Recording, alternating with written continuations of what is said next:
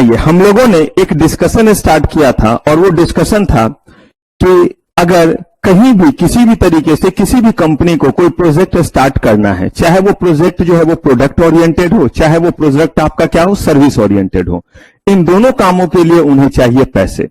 दूसरी तरफ हमारे पास वो कुनबा है जिनके पास कुछ आइडल मनी है, कुछ सरप्लस मनी है, और वो चाहते हैं कि अपने पैसे को और क्या करें, ग्रो करें। तो एक तरफ वो है जिनको पैसे की रिक्वायरमेंट है, और अगर उनकी रिक्वायरमेंट पूरी नहीं होगी तो हमारी आपकी प्रोडक्ट और सर्विसेज की रिक्वायरमेंट पूरी नहीं होगी और इकोनॉमी हमारा ग्रो नहीं करेगा। दूसरी तरफ वो लोग हैं जिनके पास आइडल मनी और चाहते हैं कि जो हमारा पैसा हमने सेव किया है ये बस इतना ही ना रहे बल्कि क्या होता रहे, बढ़ता रहे। कहा इन दोनों को मिलाने के लिए हमें बनाना पड़ा एक सिस्टम। उसके पीछे रीजन ये कि ऐसा ना हो कि पैसे को बढ़ाने के लालच में ये किसी ऐसे जगह पैसे लगा दे जहां पैसे ही गायब हो जाए। वो कौन सा एक मूवी मैंने बोला था, फिर हेरा फेरी या हेरा फेरी में से जो, जिसमें आइए इतने के बदले इतने मिलेंगे, और आरबीआई आपको बार बार बताती भी है कि हाँ, कि कभी भी ऐसे तरह के लुभावने ऑफर में ना आए। तो ऐसा कोई ना कोई मैकेनिज्म बना रहे। और दूसरी तरफ ऐसा ना हो कि जिनको पैसे की रिक्वायरमेंट है वो उल जलूल कुछ भी बता करके इनसे पैसे ले ले। तो हमने बनाया एक सिस्टम और उसका नाम क्या पड़ा, फाइनेंशियल सिस्टम। जब भी हम कोई सिस्टम बनाते हैं तो ये कुछ कंपोनेंट से मिलकर के बनता है, कुछ चीजों से मिलकर के बनता है, और हर सिस्टम का कोई ना कोई पर्पस होता है। तो दो बातें हर सिस्टम के साथ है, एक पहला की कोई पर्पस और दूसरा इसके कुछ होंगे कंपोनेंट जिनसे ये बनता है। पर्पस इसका था फाइनेंशियल नीड को पूरा करना, और इसके कंपोनेंट बड़े सारे थे जिनमें से 4 मेजर कंपोनेंट कौन कौन, financial market, financial product, intermediaries और इंस्टीट्यूशन यानी कि पार्टिसिपेंट। अब इसमें से हम लोगों ने फाइनेंशियल मार्केट के बारे में पढ़ा था, बहुत एस्पेक्ट पढ़ा था, लेकिन कंप्लीट डिटेल नहीं, क्योंकि वो तब होगा जब हम प्राइमरी और सेकेंडरी मार्केट के सारे चैप्टर्स पढ़ लेंगे। लेकिन इसका बेसिक्स हमने देख लिया था। फिर हम आए थे प्रोडक्ट्स पे और हमने जो है यहां पे कैपिटल मार्केट इंस्ट्रूमेंट पूरा का पूरा क्या किया, पढ़ लिया। अब इसी दौरान हम आए तीसरे इसके विंग पे जिसका नाम क्या है, इंटरमीडियरीज। और इंटरमीडियरीज की रिक्वायरमेंट हमें इसलिए पड़ी, वो इसीलिए इसका एक कंपोनेंट कहलाया फाइनेंशियल सिस्टम का, क्योंकि एक तरफ इशुअर है और एक तरफ इन्वेस्टर है, एक तरफ पैसे की जरूरत वाले और एक तरफ जिनके पास सरप्लस है। इन दोनों को मिलाने के लिए हमें जरूरत पड़ी कुछ लोगों की, और यही लोग जो है हमारे क्या कहलाए, इंटरमीडियरीज कहलाए। लेकिन जब ये इंटरमीडियरीज आए तो इनके हमने 3 मेजर काम देखे थे। इन इंटरमीडियरीज के कितने मेजर काम, 3 मेजर काम। एक, इन्वेस्टर और इशुअर के बीच में चेन का काम करना, कड़ी का काम करना। एक हुआ एडवाइस देना, फैसिलिटेट करना, हेल्प करना, किसको, इशुअर को और इन्वेस्टर को। तो यही इनके 3 मेजर काम। अब इन्हीं में से कुछ इंटरमीडियरीज ऐसे होंगे जो बोलेंगे कि हम तो तीनों काम कर सकते हैं, हम 2 काम कर सकते हैं, हम कोई एक काम कर सकते हैं। तो जिस भी तरह का वो काम करेंगे उन सबको रेगुलेट करने के लिए सेबी तैयार है, पप्पा जी तैयार है, securities and exchange board of India. इन्होंने कहा कि हम सबके लिए रूल रेगुलेशन बनाएंगे, वरना जिन लोगों को किसी चीज का एक्सेस रहता है वही लोग जो है वो फ्रॉड कर सकते हैं। मैंने एग्जांपल भी दिया था, हम और आप इस क्लासरूम में आ सकते हैं तो हमारे और आपके पास ज्यादा जो है वो एबिलिटी है किसी चीज को चुरा करके ले जाने का, चाहे वो आप हो चाहे मैं हूं। लेकिन सोचिए जरा, जो स्टूडेंट नहीं है, टीचर नहीं है, स्टाफ नहीं है, उसके पास कम चांसेस है या नहीं कि यहां से कुछ चीजों को ले जाए, क्योंकि जैसे ही वो नीचे से ऊपर चढ़ेगा वैसे ही कैमरे में दिखेगा तो लेगा ये कौन बंदा है जो क्या हो रहा है, ऊपर जा रहा है। लेकिन हम और अगर आप आ रहे हैं तो इसका मतलब हमारे और आपके पास एक पर्पस है, मैं पढ़ाने के लिए और आप पढ़ने के लिए। ठीक वैसे ही इंटरमीडियरीज, इनको आपने कहा कि ये मीडिएटर का काम करेंगे, फैसिलिटेटर का काम करेंगे, तो यही तो गड़बड़ घोटाला कर सकते हैं, यही तो इस मार्केट में गड़बड़ भी कर सकते हैं। इनको हमने क्या कर दिया, बैंक में एक्सेस दे दिया है, तो यही कुछ गड़बड़ कर सकते हैं। तो यहां पे कहा कि इनके ऊपर भी रूल रेगुलेशन होंगे, और सेबी ने हर एक इंटरमीडियरीज के लिए या मल्टीपल इंटरमीडियरीज को मिला करके क्या बना दिया, रेगुलेशन बना दिया, और कहा कि आप इसी नियम कानून के तहत क्या करेंगे, काम करेंगे। और हमें ये चीज जो है वो थोड़ा थोड़ा जानना है, क्योंकि over the period of time जैसे जैसे हम पढ़ते जाएंगे सिक्योरिटीज लॉ, वैसे वैसे सारे इंटरमीडियरीज का जिक्र होता जाएगा, क्योंकि पूरे सिक्योरिटीज लॉ में यही तो हमें पढ़ना रहेगा कि ये इंटरमीडियरीज कहां कहां आएंगे। लेकिन अगर अभी थोड़ा थोड़ा हम नहीं जानेंगे तो अगर किसी जगह ये एकाएक आ गया तो थोड़ा धप्पा सा हो जाएगा।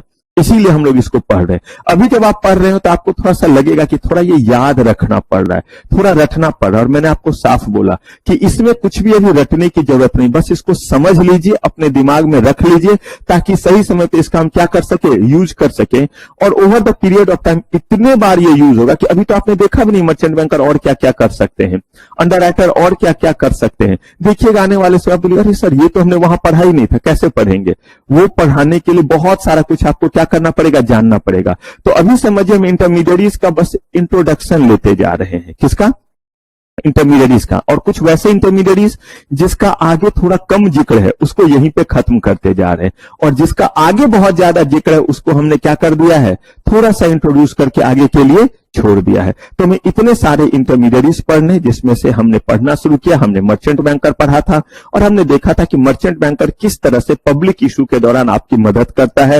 ये बिल्कुल वैसा ही पर्सन हो गया जैसे एडवोकेट जो है वो आप जब कोर्ट में जाते तो उसको सारे डेकोरम पता होता है, ठीक वैसे मर्चेंट बैंकर को सेबी के पब्लिक इशू के सारे डेकोरम पता है। आप इनके बिना पब्लिक इशू नहीं ला सकते। इसके बाद हमने जो है यहां पे देखा था आरटीए को, registrar to issue and share transfer agent. हमने इनके दोनों काम देखा था, ये रजिस्ट्रार की तरह भी काम करते और शेयर ट्रांसफर एजेंट की तरह भी। रजिस्ट्रार की तरह काम करने का मतलब है कि जब कोई भी कंपनी इशू लेकर के आती है, लोग एप्लीकेशन फॉर्म भरते हैं, उसके साथ चेक या डिमांड ड्राफ्ट लगाते हैं, तो वो कहां जमा होगा और उस पर जो हमारा सिग्नेचर है वो कैसे डेटाबेस में रहेगा। बिल्कुल वैसे ही जैसे जब हम अकाउंट अपना ओपन करते हैं तो हमारे अकाउंट का स्पेसिमेन कॉपी जो सिग्नेचर वाला वो हमेशा बैंक अपने पास रखती है, ताकि अगर हम कल के डेट में कोई चेक लगाएं या कोई चीज लगाएं तो वो देख सके कि ये हमारा सिग्नेचर है या नहीं है। ठीक वैसे ही इन्होंने कहा कि ये पर्सन कल के डेट में अगर अपना शेयर ट्रांसफर करेगा या कोई इंस्ट्रक्शन देगा तो हम कैसे समझेंगे कि ये इसी का इंस्ट्रक्शन है, कहीं किसी ने इसका कॉपी तो नहीं कर लिया साइन का। तो इसीलिए वो सारे चीज को जब ये रखते हैं तो रजिस्ट्रार कहलाएं।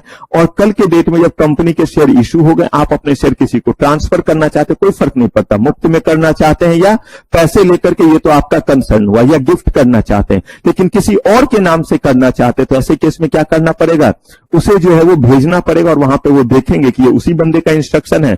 तब वो किस कैपेसिटी में काम कर रहे हैं, शेयर ट्रांसफर एजेंट। कहा कि आप दोनों कैपेसिटी में काम करना चाहते हैं कीजिए, कैटेगरी 1 आरटीए बन जाइए, लेकिन नेटवर्थ भी ज्यादा रखना पड़ेगा। आप कहते नहीं इतना हमसे नहीं संभलेगा, या तो हम रजिस्ट्रार की तरह काम करेंगे या किसकी तरह, शेयर ट्रांसफर एजेंट की तरह हम काम करेंगे। आपकी मर्जी है, आप बताइए और उसके अकॉर्डिंग आप क्या करेंगे, काम करेंगे। फिर हमने देखा था कि ये 3 तरह से काम करते, एक इशू से पहले, एक इशू के दौरान और एक इशू के बाद। और हमने इसका एग्जांपल शादी से लिया था कि शादी से पहले भी कुछ तैयारी करनी पड़ती है घर पे, शादी के दौरान भी कुछ रस्म और कुछ तैयारी होती है, और शादी के बाद भी कुछ काम होते हैं। तो ये तीनों एस्पेक्ट इनके देखे थे। मैंने आपको पहले ही कहा था कुछ ऐसे इंटरमीडिएट्स हैं जिस इंटरमीडिएट्स को थोड़ा ज्यादा जानना है तो उसको ज्यादा जानते हैं, जिसके बारे में सिर्फ इंट्रोड्यूस भर होना है उसको इंट्रोड्यूस भर होते। फिर इसके बाद हमने जो है वो देखा था अंडर राइटर के बारे में। अंडर राइटर एक ऐसा इंटरमीडिएट है जो शाहरुख खान की तरह कहता है मैं हूं ना। अगर आपके शेयर आपने इशू किए हैं और 90% शेयर लोगों ने नहीं लिया तो आपका इशू फेल माना जाता है।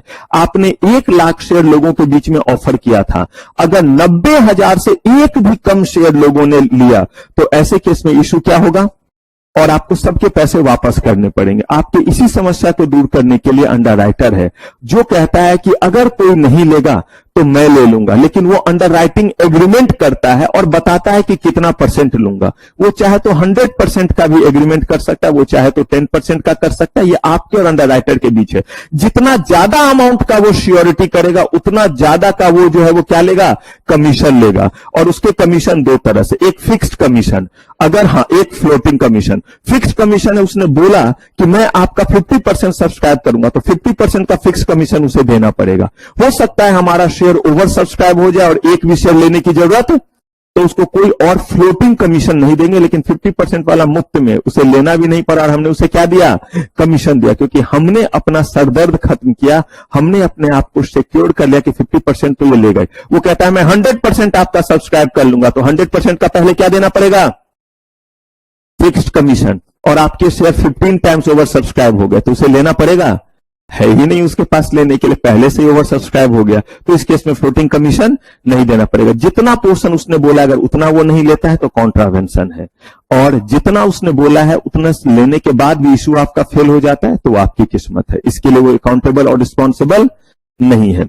इसके बाद हमने पढ़ा था बैंकर्स टू इशू। जब भी हम कोई भी जो है वो इशू लेकर के आते हैं, या जब भी हम अपने जो है वो शेयर होल्डर्स को कुछ देते हैं, दो एस्पेक्ट है, कंपनी को अपने शेयर होल्डर्स को कुछ देना है पैसे वगैरह डिविडेंड के फॉर्म में, या कंपनी को फंड रेज करना है, पब्लिक से पैसे लेना है, तो ऐसे केस में ये एक सेपरेट बैंक अकाउंट खोल लेती है ताकि इनके जो नॉर्मल वर्किंग अकाउंट है, करंट अकाउंट है, जिसमें हर दिन का ट्रांजेक्शन हो रहा है, वो पूरा का पूरा मेसअप ना हो जाए। ये पहला बात रहता है। दूसरी बात, हमें एग्जैक्टली पता चले कि इशू के दौरान कितने पैसे आए। बड़ा आसान है ना कि अगर हमारे पास इतने पैसे आ गए, सीधे हम कह देंगे अरे हमने तो इतने ही मांगे तो इतने आ गए, इसका मतलब हमारा चीज क्या हो रहा है, ओवर सब्सक्राइब हो रहा है। हमने जो है वो इतना पैसा डिविडेंड का देना था, अभी तक जो है वो इसमें जो 1 लाख बचे, इसका मतलब 1 लाख का जो हमने लोगों को चेक या वारंट दिया था, चेक को ही वारंट कह देते, डिविडेंड वारंट, वो लोगों ने इन कैश अभी तक नहीं किया है। जिसको भी इशू किया वो अपने घर में रखे हुए, उससे तो अकाउंट डेबिट या क्रेडिट नहीं होगा, उसे वो कहां पे लेकर के जाएगा, अपने बैंक में लेकर के जाएगा। तो ये सारा पता करना आसान हो जाता है। और इसी चीज के लिए कौन है आपके पास, बैंकर्स टू इशू। ये आपके लिए कलेक्शन सेंटर का भी काम करते हैं। देखते हैं ना हर जगह बैंक्स के आपके क्या है, ब्रांचेज हैं, तो वो आपको बोलेंगे कि जितने हम आपके लिए कलेक्शन करेंगे उसके अकॉर्डिंग कंपनी उनको क्या पे करेगी, कमीशन जो है वो पे करेगी। ये क्या कहलाए आपके बैंकर्स टू। इसी के पास आपका जो है वो एस्क्रो अकाउंट ओपन होता है और बाकी अकाउंट ओपन होता है। चलिए, तो यहां तक का सफर हमने पिछले एपिसोड में तय कर लिया। अब यहां से आगे बढ़ते, जल्दी बताइए, यहां तक में कहीं कोई गिला शिकवा दुख दर्द नहीं। चलिए, तो अब हम लोग शुरू करते हैं जानना किसके बारे में, डिवेंचर ट्रस्टी। इससे पहले मैं डिवेंचर ट्रस्टी के बारे में आपको कुछ भी बताऊं, आपके पास मैंने समय दिया 30 सेकेंड का, और याद रखिए बिल्कुल सीरियसली, ना लेफ्ट घूमिए ना राइट घूमिए, एक दूसरे को मत बताइए, थोड़ा सा हैबिट डेवलप कीजिए। लगना चाहिए सीएस की तरह दिसंबर के बाद अगर ट्रेनिंग करना है तो, और गलती से ट्रेनिंग अगर अच्छे जगह और लिस्टेड जगह करना है, और उसमें भी गलती से अगर मेरी मदद चाहिए तो, क्योंकि मुझे अगर हिला डुला बच्चा रहे और कभी भी मेरे पास मदद के लिए मत आइएगा। अगर आप मेरे अकॉर्डिंग स्टूडेंट है तो मदद के लिए आइए, मेरे किडनी गुर्दा सब आपके लिए है। लेकिन अगर आप मेरे अकॉर्डिंग स्टूडेंट है तो प्लीज मत आइएगा, उस समय मैं धक्का दे दूंगा, उस समय मैं अपना एरोगेंसी आपको दिखाऊंगा, अभी नहीं। जब सही जगह पे मिलेंगे तो मैं अपना एटीट्यूड दिखलाऊंगा, अभी तो मैं बहुत गरीब हूं, तो इसीलिए उस समय मिलेंगे जब इंटरव्यू में, तो देखिएगा दूसरे को पहचानूंगा, आपको पहचानूंगा भी नहीं। तो इसीलिए आपकी ट्रेनिंग अच्छे लिस्टेड कंपनी में, बाकी जगहों पे तब होगी जब आपका हर चीज पढ़ा हुआ रहेगा। और बच्चे मैं आपको बता दूं, दुनिया बहुत बेरहम है। अगर आपके पास नॉलेज है तो हर कोई पूछ रहा है, नहीं आप काम के हैं तो ट्रेनिंग के लिए। अभी आप ही लोग में से एक बच्चा 15,000 रुपए का स्टाइपेंड मिला है गवर्नमेंट कंपनी में। देखिए ये सिर्फ और सिर्फ किस चीज के लिए, ट्रेनिंग। आप कहेंगे सर 15,000 ज्यादा हुआ क्या, मैं ज्यादा नहीं कह रहा हूं, लेकिन सोच करके जरा देखिए, गवर्नमेंट कंपनी पीएसयूज में, और 9 से 5 का और 5 डेज का, सिर्फ 5 दिन जाना है, एकदम ऑफिस की तरह। अब कुछ लोगों को वो अच्छा लगता है, मुझे अच्छा नहीं लगा था, मैंने नहीं किया था, मैं तो बीच में 3-3 जगह ट्रेनिंग किया हुआ हूं। हाँ, लेकिन बड़े प्यार मोहब्बत से मैंने एनओसी लिया था, लड़ झगड़ करके नहीं, क्योंकि मुझे चीजों को सीखना था। कुछ ही दिन में सारा कुछ सीख गया। आप कहेंगे सर कैसे सीख गए, तो फिर गरीब आदमी जो चीज रहता था सीखते। एक तरीका हुआ, चलना कौन काम करता है, चल चल निकलते। फिर आप जानिए, अभी आप ट्रेनिंग के समय निकल रहे हैं क्योंकि आपका एटीट्यूड वैसा ही रहा क्लास के समय, चलो निकलते हैं। अंतिम समय में क्या था, जब टीचर पढ़ा रहे थे, अब ध्यान था बाहर जाएंगे, अब वहां से वहां जाएंगे, अब वहां से वहां जाएंगे, अब उसको खिलाएंगे तब उससे खाएंगे। मतलब ध्यान तो बहुत सारी जगहों पे जाता रहता है, और वो अंतिम के 5-10 मिनट तो हर दिन आपने खो दिया, क्योंकि उस समय जो बताया गया वो आपके दिमाग में है कहां, क्योंकि उससे पहले तो कुछ और चल रहा था। सांस्कृतिक कार्यक्रम का जो है वो झलक आ रहा था, आहा अब ये होगा, वैसे जाएंगे, वैसे रोड क्रॉस करेंगे, तो ऐसे भागेंगे, तो ऐसे गिरेंगे, तो ऐसे पढ़ेंगे, बहुत सारी चीजें हैं। लेकिन यही जब आप जा रहे होते ट्रेनिंग के लिए, अगर आपको आसान करना है काम तो पीएसयूज में ले लीजिए, कुछ दिन करने के बाद एनओसी ले लीजिए और किसी पीसीएस के पास चले जाइए। क्योंकि सोचिए जरा, एक कंपनी में हर दिन मर्जर थोड़ा होगा, और वो कंपनी में वाइंडिंग अप देख पाएंगे, कैसा बदकिस्मत आप निकले, कंपनी में गए और उसका क्या करा रहे हैं, वाइंडिंग अप। इसका मतलब जब तक पीसीएस के पास नहीं जाएंगे ये सब नहीं मिलेगा। ऐसे ही टेक ओवर, एक कंपनी का कितने बार टेक ओवर होगा या एक कंपनी कितने बार टेक ओवर करेगी। तो बहुत सारे ऐसे चीजें जिसके लिए आपको बहुत भागना पड़ता है। और मैंने आपको पहले ही बोला था, श्रद्धावान लभते विद्या, संस्कृत का एक श्लोक है कि जो श्रद्धावान होता है वो, यानी जिसमें ललक होती है और डिसिप्लिन्ड होता है, उसी को लोग पसंद करते हैं और उसी को क्या करते हैं, कुछ सीखने सिखाने का। आप ही सोचिए ना, आपके पास कोई एरोगेंट सा दोस्त आएगा, इसको जहर दे देना, पानी मत देना। ये मैं पानी की सिर्फ बात कर रहा हूं। और वही अगर आपके पसंद के दोस्त है, पानी, हाँ ले ले ले, एकदम ले, चाहिए कि कब मांग ले, हाँ ले ले, पानी क्या, सब ले ले, पेन ले ले, तो ये ले ले, वो ले ले। तो सोचिए आप में इतना थोड़ा सा जहर है, जहर मतलब ज्ञान बोल रहा हूं, या इतना होगा, तब इतना जहर है कि जिसके पास ज्यादा है वो कितना उगलेगा। तो इसीलिए अगर मान लीजिए कि आपको लगता है पीएसयूज में जाना है, कल ही चूंकि फोन आया था, अच्छा लगता है अपने किसी स्टूडेंट का इस तरह सिलेक्शन होता है कि इंटरव्यू में कौन है सर, कैसे है। तो जहां तक आप भी मदद करते हैं अपने फ्रेंड की, पसंद के लोगों की, ऐसे ही हम लोग भी करते हैं। तो वहां पे आप 9 से 5 की कुछ दिन नौकरी, ताकि पढ़ाई कर सकें, जैसे किसी प्रोफेशनल दे रहे हैं और लगता है सर कुछ दिन तो कर लेते, 6 महीने तो कर लेते, क्योंकि 5 के बाद पढ़ाई कर लेंगे और उसके बाद अगला जो ट्रेनिंग रहेगा बचा हुआ 1 साल का, वो कहीं लग भिड़ के कर लेंगे। बिल्कुल ये सब प्लानिंग का क्या होता है, पार्ट होता है। कुछ लोग इतने वेल ब्लेस्ड नहीं होते हैं कि लगातार वो पहले क्या कर पाएंगे, पढ़ पाएंगे। तो वैसे लोगों को जो है वो पैसे भी चाहिए और पढ़ाई भी चाहिए। तो 15,000 20,000 ऐसा होता है जिसमें आप क्या कर सकते हैं, दिल्ली में कम से कम रह करके पढ़ जरूर सकते। आए हैं विराट, नहीं, अब विराट की तरफ 20,000 का ले लिया पीजी, तब क्या है, अलग बात है। नहीं तो उतने में आप गुजारा क्या कर सकते हैं, कर सकते हैं। तो अब आपके पास समय जो है 30 सेकेंड का। डिवेंचर ट्रस्टी के बारे में सोचिए, क्या क्या आपको पता है और क्या पढ़ा था, कहां पढ़ा था, क्या एस्पेक्ट पढ़ा था। याद रखिए, सिर्फ मुझे बताने के लिए नहीं, क्योंकि मैंने आपको बोला ना, मैं अगर आपके चेहरे की तरफ लगातार 10 मिनट देखूं, आप कहीं और देखते रहिए, लेकिन मुझे इजाजत रहे कि मैं बीच बीच में देख सकूं। तो आज सुबह से आपने क्या किया है और आगे शाम तक का क्या प्लानिंग है, किसके साथ कहां कहां जाना है, किस लेवल का सांस्कृतिक कार्यक्रम करना है, यह मैं आपको बता सकता हूं। और इस समय आपका, लेकिन मैंने बोला वो कहां रखता हूं, बाहर, क्यों उसे भीतर लेके आऊं। 25 मिनट के जब 45,000 मिलते हैं, तो आपके 45,000 के पूरे बोथ मॉड्यूल के लिए वो विद्या का मैं क्यों इस्तेमाल करूं। Are you getting my point. तो मैं तो बहुत प्रोफेशनल हूं, तो इसीलिए कहीं कुछ नहीं, सिर्फ और सिर्फ अपना पूरा 30 सेकेंड लगा दीजिए और ऐसे आंसर दीजिए कि लगे कि ये इंटरव्यू में आपसे बेहतर कोई नहीं दे सकता। और ये टेम्परामेंट मेरे ही साथ नहीं, कोई भी टीचर कुछ पूछे ना तो चहकना नहीं है, आंसर देना है। चहकना अलग चीज होता है, बस दिखाने के लिए बोल दिया, सर देखो मुझे आता है, मुझे पता है आपको कितना आता है, कितने आप होनहार हैं।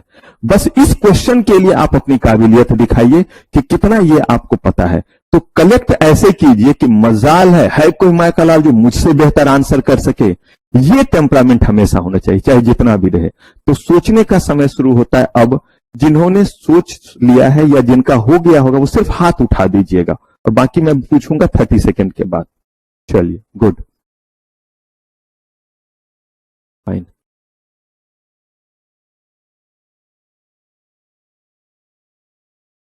चलिए थोड़ा वेट करते हैं क्योंकि मेरे सेकेंड्स बचे हुए हैं। बाकी और किन्हीं को याद आते जाए तो हाथ उठाइएगा।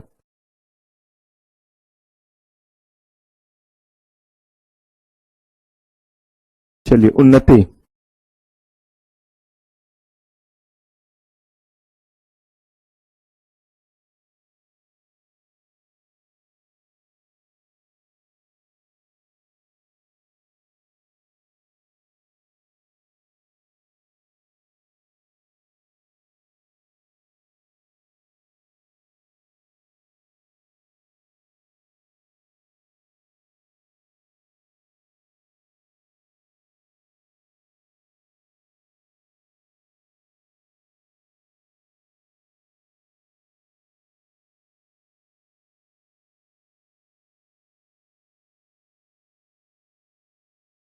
कुछ इसमें ऐड ऑन करेंगे आप, भूमिका।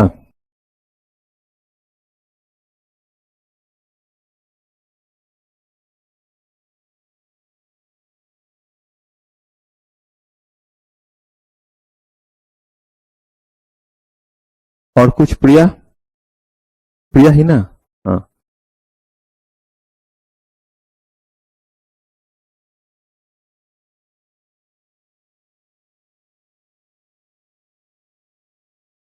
और कुछ प्रीति?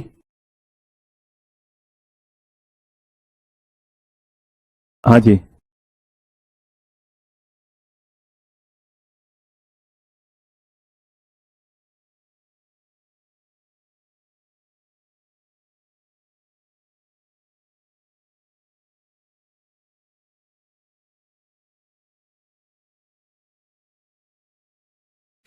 कुछ एक बात है जो मुझे अभी कम लग रहा है, कोई और इसके बाद ऐड ऑन करेंगे? खुशी सीनियर, है कोई ऐड ऑन पॉइंट बताइए।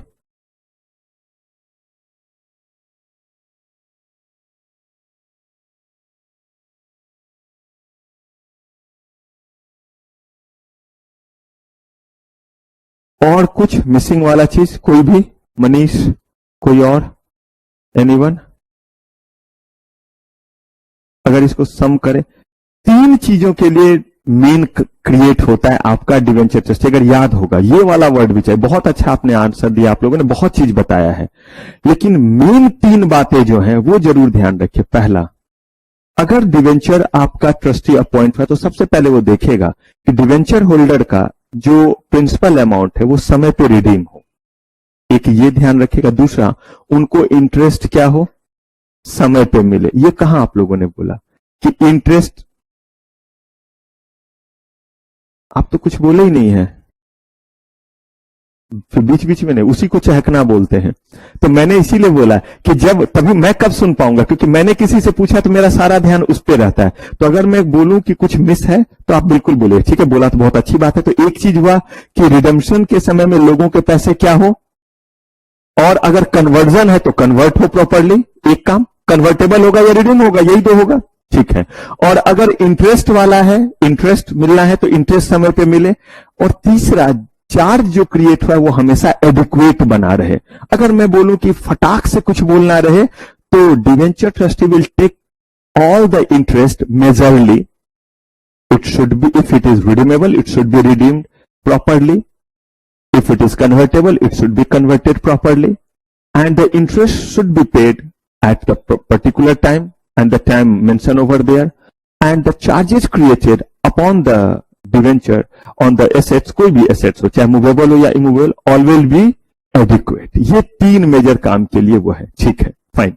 तो अब ये काम तो आप जान रहे थे। अब तेरा गेरा नत्थु खेरा, कोई भी लंगला लूढ़ा काना कुबड़ा, किसी को भी जो हम बना दे डिवेंचर ट्रस्टी, नो, क्योंकि कहा कि जिसको जिम्मेदारी देने दे आ रहे हैं पहले उसके तो देख ले कि वो कितनी जिम्मेदारी लेने के क्या है, लायक है। तो इन्होंने कहा कि इसके लिए देखिए एक पूरा का पूरा रेगुलेशन बनाया और बोला सेवी डिवेंचर ट्रस्टी रेगुलेशन।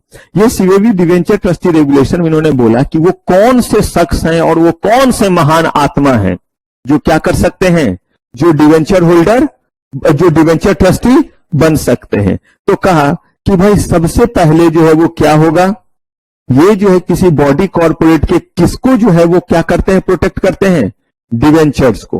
कहा ठीक है, और कहा a trustee of a trust deed, तभी इसका नाम क्या है, डिवेंचर। हमने भरोसे पे ही तो आपको रखा है कि आप डिवेंचर होल्डर के इंटरेस्ट का मतलब हितों का क्या रखेंगे, ध्यान रखेंगे। लेकिन इसके लिए आपका कुछ ना कुछ क्या होना जरूरी है, नेटवर्थ। देखिए मैं नहीं कहता, हर जगह लॉ कितना बेरहम है वो आप देखिए। कहता है कि खाली हाथ अगर कोई है तो उसकी इज्जत सिर्फ एक ही जगह है कि अगर आप खाली हाथ हैं और खाली माइंड नहीं है तो सरवाइव कर सकते हैं। With empty mind and with empty hand you survive nowhere, ये जरूर ध्यान रखें। तो यहां पे कह रहे हैं कि इनके पास जो है वो एम्प्टी हैंड भी नहीं चले, कम से कम कितना होना चाहिए, 2 करोड़ का क्या होना चाहिए, नेटवर्थ। और ये नेटवर्थ मैंने आपको समझाया था, हर जगह इसके मायने बदलते। इन जनरल नेटवर्थ का मतलब है paid up capital plus all reserves and surplus, इसको ऐड कर दिया, सब ऐड कर दिया और इसमें से माइनस कर दिया आपकी सारी तरह की लायबिलिटी, जिसमें से कंटिजेंट लायबिलिटी भी है जो अभी नहीं लेकिन भविष्य में एराइज हो सकता है, कोई केसेस वगैरह आपके ऊपर चल रहे हैं। तो ये अमाउंट कम से कम कितना होना चाहिए, 2 करोड़ होना चाहिए। कहा ठीक है, क्या डिवेंचर ट्रस्टी जो है वो ज्यादातर बॉडी कॉर्पोरेट होते हैं, इंडिविजुअल पे कोई भरोसा नहीं करता है, बंदा मर मुड़ गया तो उसको देखें या फिर हम कंप्लायंसेस को देखें, तो इसीलिए ये किस फॉर्म में होते हैं, बॉडी कॉर्पोरेट के फॉर्म में होते हैं। अब देखिए यहां पे हम बात करें कि इनका कुछ रिस्पॉन्सिबिलिटी होगा, ऑब्वियसली बात है रिस्पॉन्सिबिलिटी होगा। ये जो है वो मांगेंगे पेरिडिकल रिपोर्ट, किससे, ईश्वर से, कंपनी से मांगेंगे जहां वो अपॉइंट हुए, क्योंकि डिवेंचर होल्डर को तो वो ऐसे देने वाले नहीं है, तो ये मांगेंगे और प्रोवाइड करेंगे किनको, जो आपके डिवेंचर होल्डर है उनको भी और साथ ही साथ ऑथोरिटी को भी, कि देखिए भाई ये इनका पोजीशन है, खुद तो पोजीशन देख ही रहे हैं और इधर चुगली भी कर रहे हैं, किनको, डिवेंचर होल्डर को भी और रेगुलेटरी बॉडी को भी, कि भाई हालात बिगड़ने वाले, पहले से अलर्ट अटेंटिव रहे। Take position of trust property, trust property का मतलब यहां कौन सा प्रॉपर्टी, जिन चीजों पे चार्ज आपका क्या हुआ है, क्रिएट हुआ है, उसको अपने पोजीशन में रखेंगे। Enforce security in the interest of, अब देखिए इनफोर्स सिक्योरिटीज का मतलब होता है जिन चीजों पे चार्ज क्रिएट है, अगर पैसे नहीं दिए गए समय पे उनको या इंटरेस्ट समय पे नहीं दिया गया तो उसको बेच करके पैसे रिकवर करना को बोलते हैं इन्फोर्सिंग द सिक्योरिटीज। ये एक लीगल वर्ड है। इन्फोर्सिंग द सिक्योरिटीज का मतलब हो गया कि जिन चीजों पे चार्ज क्रिएट था, जिन चीजों को गिरवी रखा गया था, अब वो समय आ गया है कि उसको क्या किया जाए, बेच करके और पैसे रिकवर करके जो है वो पैसे डिवेंचर होल्डर को दिया जाए, जो एक्स्ट्रा है वो वापस उनको दे दिया जाए, ईश्वर को हैप्पी बर्थडे मनाने के लिए। क्योंकि हो सकता है 10 करोड़ का प्रॉपर्टी है, 2 करोड़ का ही डिवेंचर इशू था, तो इनके बीच में बांट दिया, बाकी जो पैसा है उनको वापस कर दिया। कंटिन्यूअस बेसिस पे आप देखिए कि जिस चीज पे चार्ज क्रिएट हुआ है उसका वैल्यू कम ना हो। जैसे अगर 10 आपने जो है वो 10 करोड़ का डिवेंचर इशू किया, पॉसिबल, 1 करोड़ के 10-10 रुपए वाले डिवेंचर इशू किए, तो आ गए आपके पास 10 करोड़।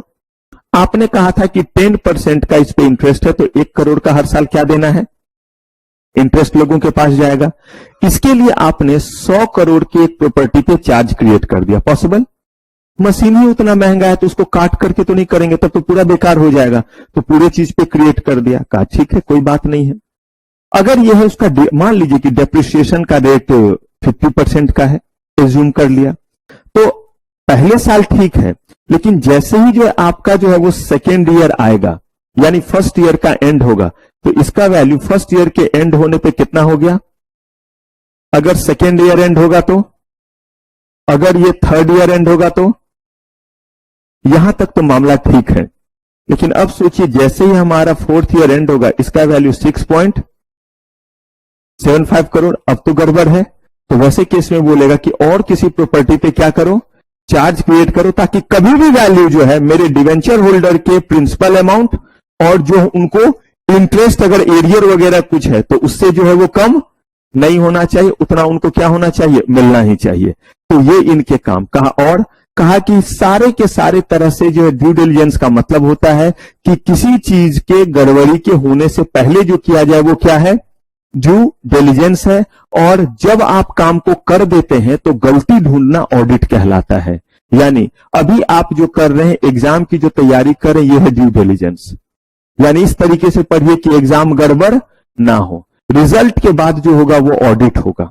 ऑडिट का मतलब है कि आपने क्या गड़बड़ी की थी या कैसे पढ़ा था। रिजल्ट क्लियर है तो भी ऑडिट, की ऐसे पढ़ने पे बच्चे का क्लियर होता है और ऐसे नहीं पढ़ने पे बच्चे का क्लियर नहीं होता है। लेकिन ड्यू डिलिजेंस क्या हुआ, चीज को करने से पहले देखना कि गलती ना हो। तो कह रहे हैं कि ड्यू डिलिजेंस कीजिए, सारे कंप्लायंसेस को देखिए और जितने भी लिस्टिंग एग्रीमेंट, स्टॉक एक्सचेंज सब पढ़ाऊंगा, लिस्टिंग एग्रीमेंट वगैरह आप पढ़ेंगे, एलओडीआर वगैरह पढ़ाऊंगा कि कंपनी सारे तरह के कंप्लायंसेस को क्या कर रही है, फुलफिल। रीजन ये है कि कल के डेट में आप कुछ डिफॉल्ट कर जाएंगे, बाहर से फाइन पेनल्टी लग जाएगा, कहीं ना कहीं जो है वो कंपनी का जो बिजनेस इफेक्ट होगा, तो डिवेंचर होल्डर इफेक्टेड होंगे या नहीं होंगे।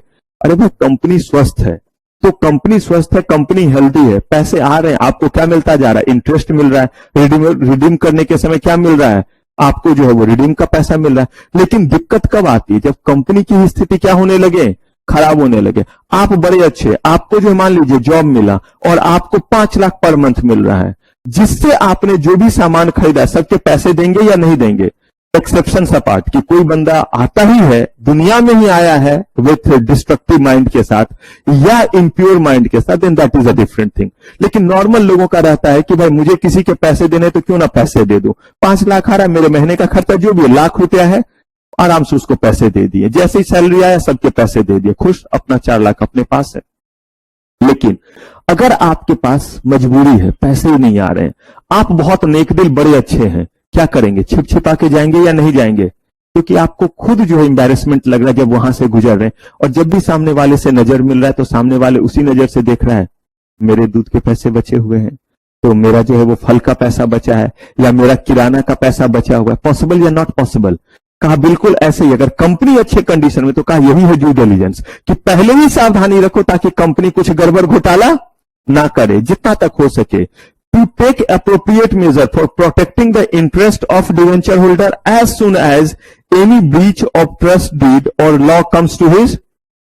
मतलब क्या है? आप देखते होंगे, मैं बहुत बार आपको, नहीं भी कुछ तो दिन में एक बार, कभी कभी तो मल्टीपल टाइम्स, कभी कभी तो एक क्लास में 2-3 बार कुछ ना कुछ ऐसा बोलता हूं जो आपको पसंद नहीं आता है, या जिसमें आपको चाह मन होता है कि सर का मुंह नोच ले, क्योंकि ये हमें अच्छा नहीं बोल रहे हैं, या हमें ऐसे क्यों बोल रहे हैं। ये इसीलिए क्योंकि कोई भी चीज अगर जो है वो बिगड़ जाए, उसके बाद जो है वो बोला तो क्या फायदा।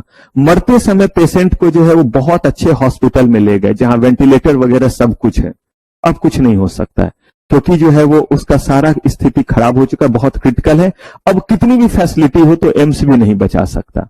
लेकिन जब उसकी स्थिति जो है वो बचने लायक थी, तो उसे क्या किया था? एक डिस्पेंसरी में रख दिया था जहां पे बेंच भी नहीं था, और वहां पे इंतजार कर रहे थे, ठीक हो जाएगा। ऐसे ही होता है, हालत बिगड़ते गई, जब पूरे तरह से खत्म तो लेकर के गए, खर्च भी हुए, सब कुछ यहां से उठा करके वहां भी ले गए, सब हुआ है, लेकिन बंदा जो है वो अब नहीं बचा है। इसीलिए कहा गया कि लॉ में भी, कि इससे पहले हालत बहुत खराब हो तो जैसे ही आपको पता चलता है कि इस बार का इंटरेस्ट नहीं मिला, तो क्या करें? इंतजार करें और 1-2 इंटरेस्ट को फेल करने देते, तब हम पिक्चर में आएंगे। अच्छा, तुझे शक्तिमान बनने के लिए बुलाया है या कंप्लायंस देखने के लिए? इमीडिएटली करना है। ये नहीं है कि पहले जो है वो रजनीकांत एक्शन हीरो की तरह पहले जाने दे। एक्टर आ रहा होता है, देख रहा होता है, कहीं बैठा हुआ है, ऐसे टोपी रखा हुआ है, पैर टेबल पे रखा हुआ है, और अपने रेस्टोरेंट में चेयर पे बैठा हुआ है, और आराम से ऐसे करके देखा, पहले चीखने की आवाज आई एक्ट्रेस की, तो ऐसे करके हल्का सा अगंबा, अब फिर ऐसे करके ये, फिर जो है वो एटीट्यूड, फिर जो है थोड़ी देर बाद और आवाज, फिर और आवाज, फिर और आवाज, जब अब ज्यादा हो गया तब पहुंचा, इसे तो एक्शन दिखलाना था। यही काम जो है वो पहले भी हो सकता था। तो यहां पे बोला गया कि आपको जो है वो बाहुबली और रजनीकांत नहीं बनना है, और आपको क्या करना है? जैसे ही लगे कि अब ये क्या हो रहा है, गड़बड़ हो रहा है, वैसे ही आपको क्या करना है? टोकना। आप देखते हैं मम्मी पापा, थोड़ा सा लगा कि गड़बड़ हो रहा है, टोक जरूर देगी। कुछ भी चीज, चाहे आपका ड्रेसिंग सेंस में चेंज आया हो, चाहे आपके तरीके में चेंज आया हो, वो सबसे पहले नोटिस करते हैं। पापा नहीं नोटिस करेंगे, लेकिन मम्मा जो है वो तुरंत बोल देगी, सब ठीक है ना, तो टाइम पे आ जाया करो, बस इतना ही। अगर इतने से भी आप नहीं समझे, फिर तो कोई बात नहीं है, फिर तो होना है, शास्त्रार्थ होना है। बड़ा आजकल एटीट्यूड देख रहे, वो उस समय वो भी इंतजार करेगी जब पापा ना हो, आप और वो मिले, तो सारी जो है वो कसक निकाल दी जाती। ठीक वैसे यहां पे बोला गया कि जैसे ही थोड़ा सा नॉन कंप्लायंस हो, क्या कीजिए? शोर मचाइए। रियली मैं आपको पढ़ाऊंगा एलओडीआर रेगुलेशन में, and that is called whistle blower policy. Law तक ने बोला है मारो सीटी, मतलब ये नहीं कोई चल रहा है मार देंगे सीटी, सीएमएसएल के टीचर ने पढ़ाया। वहां पे बोलना यह है बेसिकली कि आप इस बात को तुरंत रेगुलेटरी बॉडी को बताइए कि इससे पहले ज्यादा गड़बड़ घोटाला ना हो जाए। तो कहा गया कि जैसे ही आपको लगे कि कहीं सा भी ब्रीच हो रहा है, एनी ब्रीच ऑफ ट्रस्ट हो रहा है, क्या कीजिए? एक्शन लीजिए, इंतजार मत कीजिए कि और जो है वो क्या होने दे, मामला बिगड़ने दे। To ascertain that debenture have been converted और रिडीम, अगर कन्वर्टेबल है, पढ़ा था हमने, तो कन्वर्ट होना चाहिए उसी रेशियो से। रुकिएगा जरा, फटाक से बोलना जिससे पूछूंगा, बीच में नहीं टपकना है। 3 रेशियो की बात हमने की थी, 3 वर्ड हमने पढ़ा था न्यूमेरिकल को लेकर के, डिवेंचर के कन्वर्जन को लेकर के। आपको वो तीनों के तीनों जो है वो वर्ड बतलाने हैं। जल्दी बताइए। मुस्कान, अरे वो वाले मुस्कान नहीं आए हैं। अंकिता, पिंकी, एकांश, बस मुझे जो बोलना था मैंने बोला। अब देखते हैं कौन कैच करता है, वो भी तो देखना है। उन्नति और तमन्ना, रोहित, गिरीश, मनीष, मनमीत,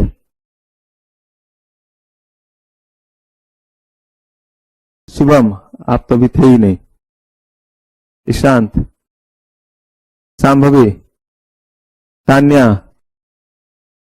सचिन, वेरी गुड। अब पढ़ाया मैंने किसी के कान में नहीं था, राइट। कुछ चीज मैं आपको इसलिए दिखाता हूं, ये मत बोलिए सर आप जलील बहुत करते हैं, मैं कर सकता हूं, मेरे में उतनी हिम्मत है, ताकत है, मैं कर सकता हूं। तो इसीलिए आपको वो कराता हूं कि ये ध्यान रखिए। किसी को कान में पढ़ाया था, पूछने के लिए मैंने उतना ही एक्सप्लेन किया, सबके लिए किया या सबके लिए अलग अलग किया? उतना ही किया। तो आपको ही कैच करना है बच्चे। और यही चीज इंटरव्यू में भी याद रखिएगा कि अभी आप ही लोग मान लीजिए इंटरव्यू में होते, तो अगर ये क्वेश्चन अगर होता तो अंतर होता या नहीं होता? एक एक क्वेश्चन ही तो पूछते, 4-5 क्वेश्चन तो इंटरव्यू में पूछा जाता है, अगर आपको पता होगा। ऐसा तो नहीं है कि पूरा का पूरा बुक लेके बैठते, तू बैठ, मैं भी बैठता हूं, चलो बताओ पहला वाला, नहीं वो नहीं, ऐसे ही ऐसा कुछ कुछ चीज रहेगा, तो ध्यान रखना है। मैंने बोला 3 रेशियो 3 एस्पेक्ट डिस्कस किया था कन्वर्जन को लेकर के, और वो 3 रेशियो इसलिए मैंने हल्का सा बोला भी था, फिर मैं वापस भी खींचा कि देखूं इस पे क्या कैच करते हैं। ठीक है, कन्वर्जन रेशियो थोड़ा कंफ्यूजन हो सकता है क्योंकि 3 तरह का कन्वर्जन होता है, तो वो भी आ सकता है, लेकिन उसके बाद भी आपको ये 3 एस्पेक्ट जरूर बोलने हैं प्रीमियम, क्योंकि अगर रेशियो बोला तो ये 3 रेशियो। ठीक है, अब यहां पे कह रहे हैं कि अगर हमने कहा कि ये कन्वर्ट करना है और कन्वर्जन का रेशियो सही नहीं है, तो बताइए डिवेंचर ट्रस्टी आएंगे या छोड़ देंगे? कि कन्वर्ट तो कर ही रहा है, बोला था 4:1, 4 के बदले में क्या एक डिवेंचर के बदले में कितना दूंगा, और 1 के बदले में 3 दे रहे हैं, कुछ करेंगे या वो चुप बैठेंगे? बोला था कन्वर्जन प्रीमियम 10 रुपया होगा, कन्वर्जन प्रीमियम 25 रुपया ले रहे हैं, कुछ बोलेंगे या नहीं? बिल्कुल बोलेंगे भाई, जिस रेट पे बोला उसी रेट पे हमें देंगे ना। मान लीजिए कि बोले थे इतने फेस वैल्यू वाला देंगे और कम फेस वैल्यू वाला दे रहे हैं, अब मतलब कहीं भी कोई डेविएशन है तो रिडीम के समय बोले थे कि 20% पे रिडीम करेंगे प्लस पे, पॉसिबल? यानी 10 रुपए का जो डिवेंचर के बदले में जो दे रहा हूं इंटरेस्ट वो तो दे ही रहा हूं, जिस समय वापस करोगे उस समय 20% प्रीमियम पे करूंगा इसे रिडीम, यानी कि 10 के बदले कितना दूंगा? अब बोले 11 ले लो, बड़ा शुभ होता है, बाबा जी ने बोला है। तो ऐसे केस में सेबी बाबा भी बैठे हुए हैं, उन तक जो खबर पहुंचाएंगे या नहीं पहुंचाएंगे? कहा कि ये सारा चीज देखेंगे। इन्फॉर्म द सेबी इमीडिएटली, किस चीज को? एनी बीच ऑफ ट्रस्ट और प्रोविजन ऑफ, फटाक से बोला मैंने ना चुगली करने, तुरंत क्या करेंगे? क्योंकि इनसे नहीं समझ रहा है तो क्या करेंगे? सेबी को बताएंगे, पापा जी को बताएंगे कि हमसे ये समझने वाला नहीं है, मैं हर चीज तो कर रहा हूं लेकिन लास्ट में जो है वो चलने नहीं दे रहा। भाई ये हार मान के तो इंसान होंगे, नहीं होंगे? डिवेंचर ट्रस्टी एक बॉडी कॉर्पोरेट हो गया, तो वहां के कुछ लोग ही इस चीज को डील कर रहे होंगे ना। और ये वाला चीज तो बहुत बड़ा चीज है कि चल निकल ले। अब निकल ले तो कहां खबर? सेबी। और सेबी में इंप्रीजमेंट से लेकर के जो मस्त फाइन पेनल्टी का प्रोविजन है कि दिल गार्डन इनका हो जाएगा। और जो इंडियन पिनल कोड के दफाएं लगेंगी, अगर किसी को डराया धमकाया वो तो अलग। अब देखिए, appoint a nominee director on the board of body corporate when required. आप कंपनी लॉ में पढ़े होंगे या आगे पढ़ेंगे जब आपको डायरेक्टर बनाया जाएगा। तो there are few director those who retire by rotation, there are few director who will never retire, who will expire only. जो सिर्फ एक्सपायर होते, एक्सपायर का मतलब है कि मरने के बाद ही उनकी सेवा समाप्त होगी, अदरवाइज उनका रिटायर होना नहीं होगा। तो उन्हीं में से एक डायरेक्टर होता है नॉमिनी डायरेक्टर। ये डायरेक्टर रोटेशन वाइज जो है वो नहीं जाते। रोटेशन का मतलब होता है हर साल कुछ डायरेक्टर बदलेंगे और नए डायरेक्टर आएंगे। तो उसमें से नॉमिनी डायरेक्टर वैसा डायरेक्टर नहीं होता। नॉमिनी डायरेक्टर एक खास पर्पस के लिए नॉमिनेट किया जाता है, and that director is nominated as per another act और may be as per companies act. हो सकता है कंपनीज एक्ट के तहत वो आए हो, या सेबी के प्रोविजन से आए हो, या हो सकता है किसी और एक्ट के प्रोविजन से आए हो, या हो सकता है सिक्योरिटाइजेशन एक्ट में बैंक से पैसे लिए थे, उन्होंने अपॉइंट किया था क्योंकि उनका पैसा डिफॉल्ट में जा रहा है। अगर ऐसे कोई भी डायरेक्टर, तो that is called nominated director. Director appointed by nomination. Nomination जो है वो अच्छे कंडीशन में भी हो सकता है और बुरे। ज्यादातर जो आप पढ़ेंगे बुरा वाला ही पढ़ेंगे कि कुछ गड़बड़ हुआ। तो अगर ये गड़बड़ हुआ तो अब ये जो है वो क्या करेंगे? इनका अभी तक जुरिडिक्शन अपने डिवेंचर होल्डर का, प्रिंसिपल अमाउंट का ध्यान रखना, कन्वर्जन का ध्यान रखना, इंटरेस्ट का ध्यान रखना, और चार्ज का क्या रखना कि चार्ज जो क्रिएटेड है वो एडिक्वेट है, यही था। अब जो है ये क्या करेंगे? मस्त चौधरी बन करके बोर्ड ऑफ डायरेक्टर में भी हैं और डे टू डे अफेयर्स को भी अब ये देख रहे हैं, क्योंकि ये भी क्या हो गए, एक डायरेक्टर हो गए और ये वैसे दबंग डायरेक्टर हैं जो डायरेक्टर रिटायर भी नहीं होगा। जब तक इनका काम पूरा नहीं होता तब तक बोर्ड ऑफ डायरेक्टर में क्या रहेंगे, बने रहेंगे। इनका काम खत्म हो गया, लोगों के इंटरेस्ट फिर जो है वो कंटिन्यू हो गए, कोई ब्रीच जो है वो डिवेंचर से रिलेटेड नहीं है, तो इनकी सेवा क्या हो गई, समाप्त। तो जिस पर्पस के लिए आए थे पर्पस पूरा, टाटा गुड बाय। क्लियर है? ये है कौन, डिवेंचर ट्रस्टी। तो चलिए अब डिवेंचर ट्रस्टी लिख लीजिए, फिर आगे बात करेंगे। सबका डन? हाँ जी, आगे स्नेहा डन? चलिए, डिवेंचर ट्रस्टी देख लिया। अब बारी आती है किनकी, stock broker and sub broker की। क्या है ये स्टॉक ब्रोकर और क्या है सब ब्रोकर, जरा समझते हैं। जब कंपनी को पैसे की रिक्वायरमेंट होती है, कंपनी हमेशा प्राइमरी मार्केट में आती है। ध्यान से समझिएगा, नाम है प्राइमरी मार्केट। प्राइमरी मार्केट का मतलब है कि कंपनी एडवर्टीजमेंट देती है, इंटरमीडियरीज को अपॉइंट करती है, लोगों तक ये प्रचार प्रसार करती कि हमारा आईपीओ आया है या एफपीओ आया है, यानी या तो हम इनिशियल पब्लिक ऑफर पहली बार ऑफर ला रहे हैं या सब्सिक्वेंट टाइम, जिसको फर्दर या रियल नेम जो है वो फॉलो ऑन है। कोलोकियल टर्म में हम फर्दर बोल देते हैं, लॉ ने उसको बोला है follow on public offer. Anyway popular है वो फर्दर पब्लिक ऑफर, यानी एक बार के बाद जब भी करते हैं तो वो एफपीओ कहलाता है। तो कंपनी को एक बार पैसे की जरूरत थी, 10 लाख रुपए, कंपनी ने 1 लाख शेयर इशू किए प्राइमरी मार्केट में। जब वो 1 लाख शेयर इशू हो गए तो उसे सेकेंडरी मार्केट में क्या कर दिया, लिस्ट कर दिया, यानी स्टॉक एक्सचेंज में उसे लिस्ट कर दिया और उसकी वहां पे ट्रेडिंग होने लगी। जिन लोगों ने पैसे लगाए, शेयर खरीदे, उनको यह भी तो पता होना चाहिए कि हमारे शेयर का आज क्या कीमत है और अगर हम बेचना चाहें तो फटाक से क्या कर सके, हम बेच सके। कहा ठीक है, लेकिन अगर हम कहें कि दूसरी बार उन्हें फिर करना है तो कहा ठीक है, दूसरी बार फिर जो है प्राइमरी मार्केट में और शेयर इशू करेंगे। इस बार 50 लाख चाहिए तो चलो भाई 5 लाख शेयर इशू करो 10-10 रुपए वाले। अब वो पहले से 1 लाख तो शेयर लिस्टेड थे, इन 5 को भी क्या करो, लिस्ट करो। कहा कि जब कंपनी प्राइमरी मार्केट के जरिए शेयर इशू कर रही होती है तो वैसे केस में आपको कहीं कोई कमीशन किसी को नहीं देना है, सबको देने का काम किनका है, कंपनी का है। सारे इंटरमीडिएटरीज को, चाहे मर्चेंट बैंकर हो, चाहे अंडरराइटर हो, चाहे बैंकर्स टू इशू हो, चाहे जितने भी लोग इसमें शामिल हो, सबको कौन देंगे, आपका तो काम है जितने अमाउंट का उतना क्या कर देना, पे कर देना। बट जब एक बार कंपनी के शेयर्स की ट्रेडिंग शुरू हो गई, उसके बाद आज जैसे इंफोसिस के शेयर, विप्रो कंपनी के शेयर, एसबीआई के शेयर और बहुत सारे और कंपनीज के शेयर, हजारों कंपनीज हैं जो नेशनल स्टॉक एक्सचेंज और बॉम्बे स्टॉक एक्सचेंज में लिस्टेड है। एक पूरा चैप्टर ही पढ़ाऊंगा आपको स्टॉक एक्सचेंज, पूरा चैप्टर नहीं बल्कि वो 3-4 चैप्टर मिलकर के स्टॉक एक्सचेंज यूनिट बनेगा, बहुत सारी बातें हैं उसमें। कहा कि ये जो स्टॉक एक्सचेंज है, एनएसई बीएसई ये जो भी है, यहां जब कंपनी के शेयर्स को लिस्ट किए गए ताकि लोग क्या कर सके, देख सके, तो लिस्ट किए जाने का मतलब डिस्प्ले जो हमने किस किस कंपेयर किया था, स्टॉक एक्सचेंज को एग्जाम्पल में हम लोग किससे कॉरिलेट किया था, जोर से बोलेगा तो ना, मंत्र पढ़िएगा तो कैसे पता चलेगा, कुछ आप बोल तो रहे लेकिन मंत्र जैसा। किस नाम से, इतना जोर से बोले जैसे मैं बोलता हूं, मेरी आवाज जैसे आप तक, क्या बोलते हैं उसको, शोरूम। तो स्टॉक एक्सचेंज को हमने शोरूम से कॉरिलेट किया था और प्राइमरी मार्केट को हमने किया था फैक्ट्री से। नहीं किया था कि जैसे फैक्ट्री में मैन्युफैक्चरिंग होता है वैसे हमेशा प्राइमरी मार्केट में कंपनी इशू करती है और जो भी चीज मैन्युफैक्चर होता है वो उठ करके शोरूम में आता है जहां पे उसे दिखलाया जाता है, पुतले वगैरह पे पहना के रखा जाता है, तभी तो लोग खरीदते हैं। ठीक वैसे ही हमारा शोरूम कौन सा है, स्टॉक एक्सचेंज। तो अगर आप एक बार इशू हो चुका है, अब आपको टीसीएस के शेयर खरीदने, तो कंपनी थोड़ा ना भी देगी, उसने तो बोला था इतने से भी लेकर के इतने टाइम के भीतर, कब का इशू क्लोज कब का हो चुका है, जोमेटो हो कोई भी हो, क्या आज जोमेटो का शेयर नहीं खरीद सकते हैं, बिल्कुल खरीद सकते हैं। आज इन्फोसिस का शेयर नहीं खरीद सकते हैं, खरीद सकते हैं। लेकिन अब जो ये आप खरीद सकते हैं, ये आप तभी खरीद सकते हैं जब आप उस ब्रोकर के पास पहुंचेंगे जो ब्रोकर उस स्टॉक एक्सचेंज का मेंबर है। एकदम ध्यान से अब सुनिएगा, एकदम हल्का हल्का सांस लीजिएगा जिससे जी बच सके। तो अब आपको उस ब्रोकर के पास पहुंचना पड़ेगा जो उस स्टॉक एक्सचेंज का ब्रोकर है जहां पे ये कंपनी लिस्टेड है। उसी के जरिए जब आप पहुंचेंगे तो आप उसका प्राइस देख सकते हैं और उसे खरीद और बेच सकते हैं। इन्फोसिस का शेयर, इन्फोसिस का शेयर अगर आपका जो है वो लिस्टेड है सिर्फ और सिर्फ एनएसई में, नेशनल स्टॉक एक्सचेंज में। कंपनी क्यों एक से ज्यादा जगहों पर लिस्ट होती है सब आपको बताऊंगा जब स्टॉक एक्सचेंज यूनिट पढ़ाऊंगा।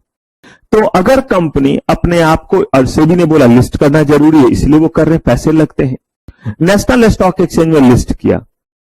आपको जो ब्रोकर मिल रहा है उस ब्रोकर से आपने पूछा कि आप एनएसई के ब्रोकर हैं? नहीं नहीं भैया हम तो बीएसई के ब्रोकर हैं। आप उस ब्रोकर के जरिए इन्फोसिस के शेयर को बेच और खरीद नहीं पाएंगे। लेकिन अगर इन्फोसिस जो है वो दोनों स्टॉक एक्सचेंज में लिस्टेड है तो तब उसके जरिए आप एनएसई में नहीं खरीद बेच पाएंगे। किससे खरीद पाएंगे?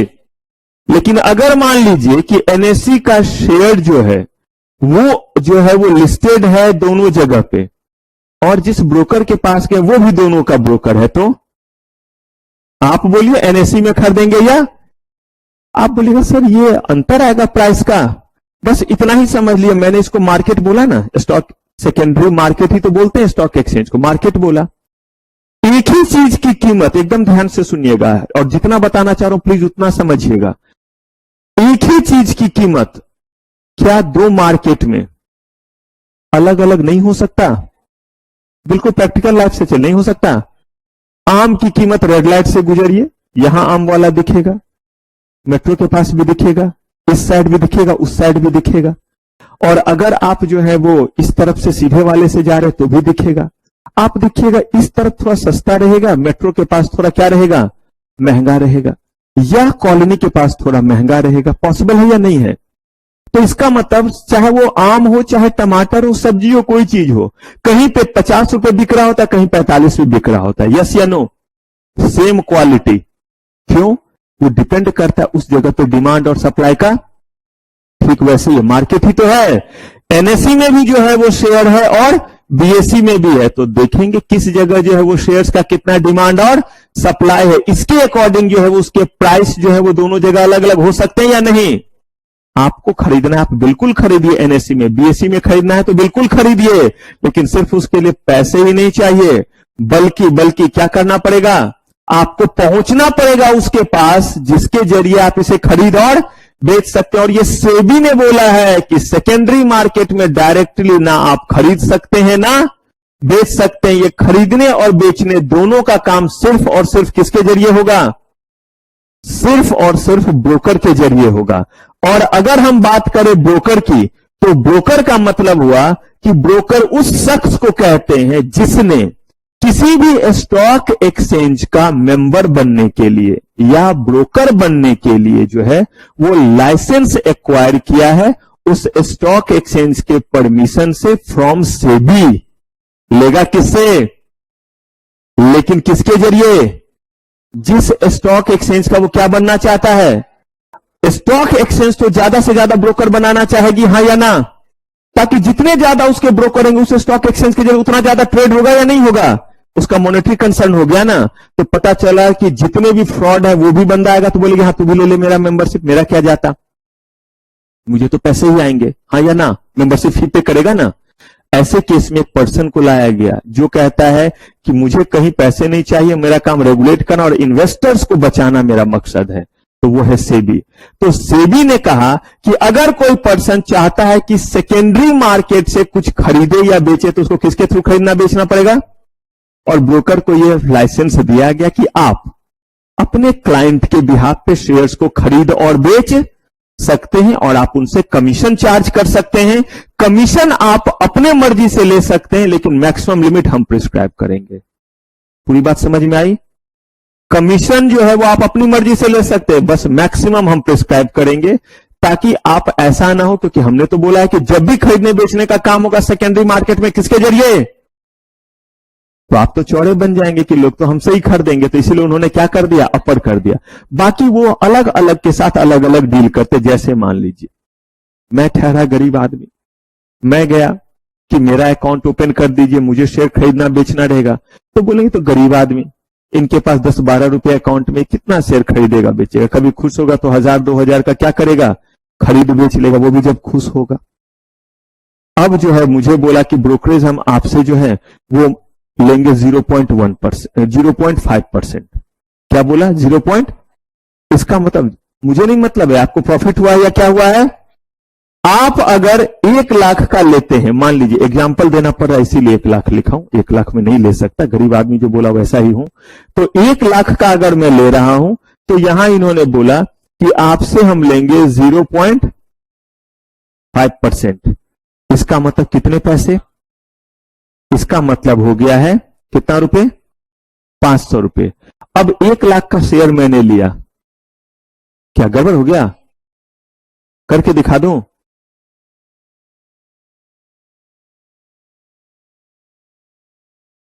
गुने 5, दशमलव है इसीलिए नीचे 10, और परसेंटेज है तो उसके लिए 100। ये 1 2 3, 1 2 3, तो कितना हो गया? 500। तो ये 500 रुपए हुए।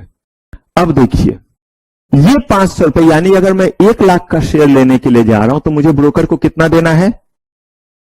1,05,000 रुपए, तब मेरे लिए सौदा खरीदेगा। ये नहीं कि 500 बाद में दूंगा, बिल्कुल ही नहीं, अकाउंट में ही नहीं आएंगे। 1 लाख के शेयर के लिए उतना दिया। बेचने के लिए जब जा रहा हूं, पॉसिबल शेयर का प्राइस गिर गया और गिर करके 90,000 हो गया, पॉसिबल। लेकिन मेरे पास पैसे की जरूरत है, मैंने बोला बेच दो।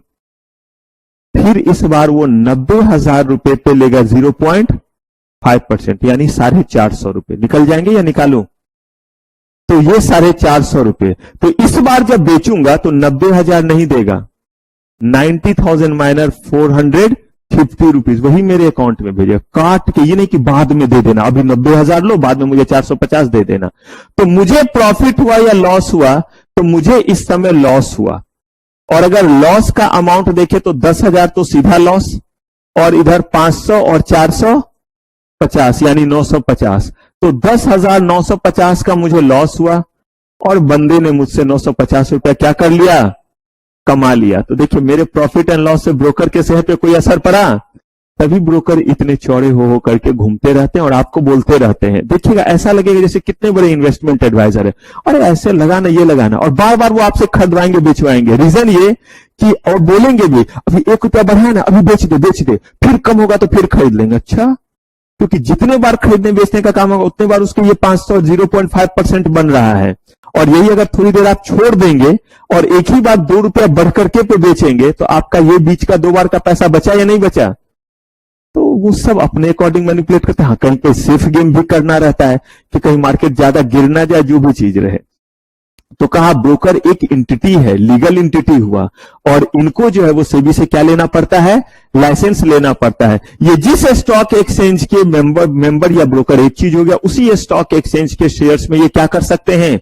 डील कर सकते हैं। अगर हम और आप चाहते हैं कि हम ऐसे जो है वो ब्रोकर के पास जाए जिसके पास से दोनों खरीद सके, तो ऐसे ब्रोकर के पास जाए जो एनएससी और बीएससी दोनों का क्या हो? मेंबर। अदरवाइज आपकी मर्जी।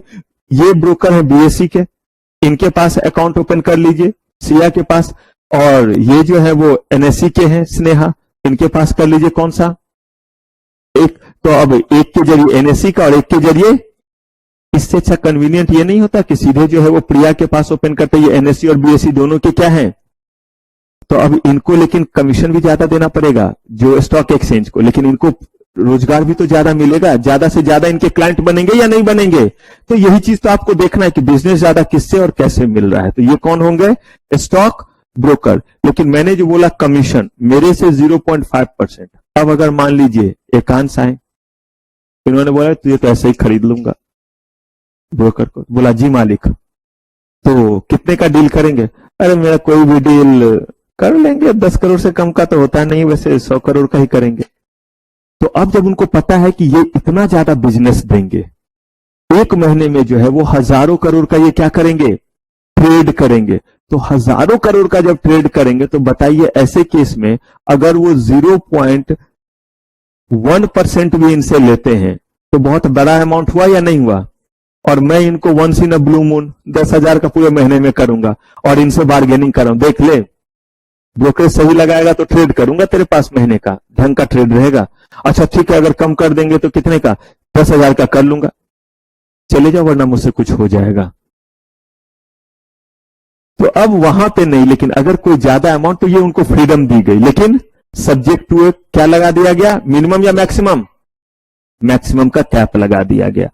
अब ब्रोकर जो है वो अपने लिए भी शेयर खरीद सकते हैं और अपने बिहाफ पे जो है वो दूसरे के लिए भी, यानी दूसरे के बिहाफ पे भी, यानी कि अगर ब्रोकर हूं मैं, मेरे पास अगर पैसे हैं तो मैंने जो है वो, मान लीजिए स्नेहा, सिया और प्रिया, ये तीनों ब्रोकर बने, ये अपने लिए भी खरीद सकते हैं शेयर, अपने लिए भी क्या खरीद सकते हैं, इनके पास पैसे अपने लिए खरीदेंगे तो ब्रोकरेज बचेगा या नहीं बचेगा, इसीलिए ब्रोकर अपने लिए भी ट्रेड करता है।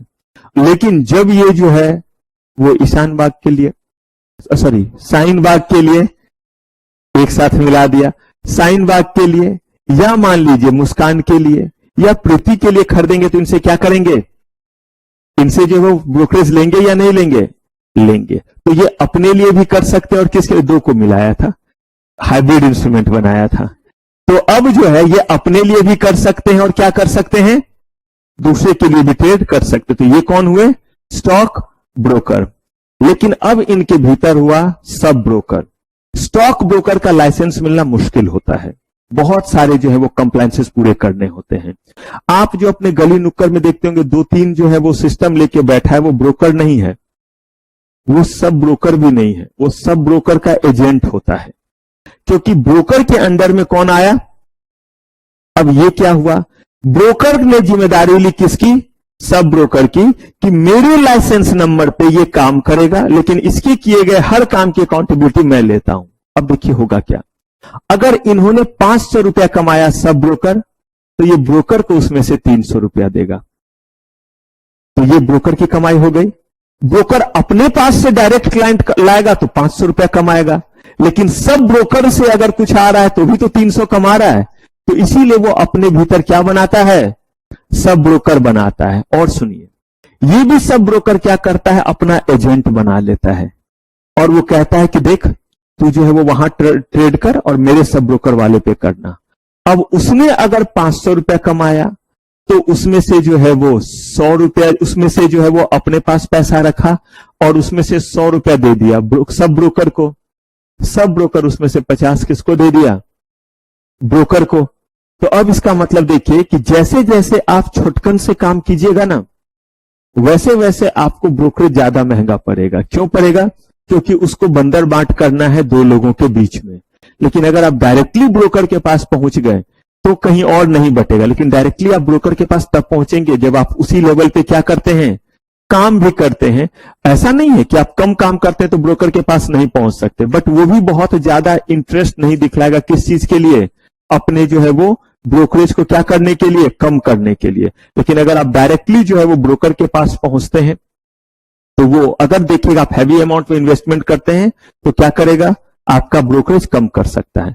तो अगर कोई सब ब्रोकर बनना चाहता है, एजेंट का जिक्र कहीं नहीं है लॉ में, क्योंकि agency law of agency contract act के अकॉर्डिंग होता है। Broker and sub broker regulation के बेसिस पे होता है, जो किसने बनाया हुआ है, SEBI. Broker and sub broker regulation एक साथ दोनों को बनाया है। लेकिन अगर उसके एजेंट है तो वो किस लॉ से गवर्न होगा, कॉन्ट्रैक्ट एक्ट में जो हमने लॉ ऑफ क्या पढ़ा था, एजेंसी पढ़ा था, वहां से गवर्न होगा। ठीक है, अब देखिए अगर कोई सब ब्रोकर बनना चाहता है तो उन्हें कहा गया कि एक ब्रोकर के अंडर में अगर आप एक स्टॉक एक्सचेंज के बन गए सब ब्रोकर, तो दूसरे ब्रोकर के अंडर में आप सब ब्रोकर नहीं बन सकते।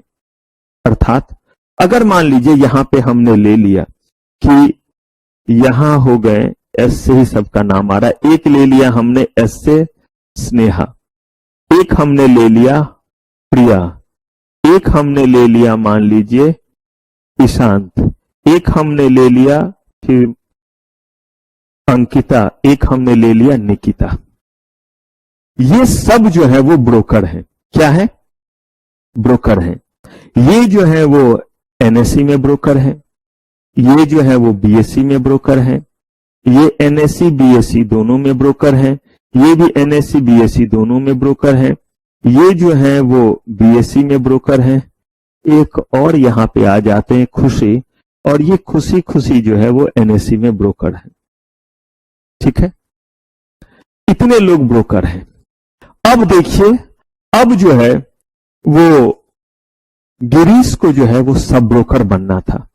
गुस्सा नहीं करेंगे सर, मैं क्यों बनूंगा सब ब्रोकर और इन लोगों के अंडर में मुक्के ना मारूं मैं इनको, एग्जाम्पल है।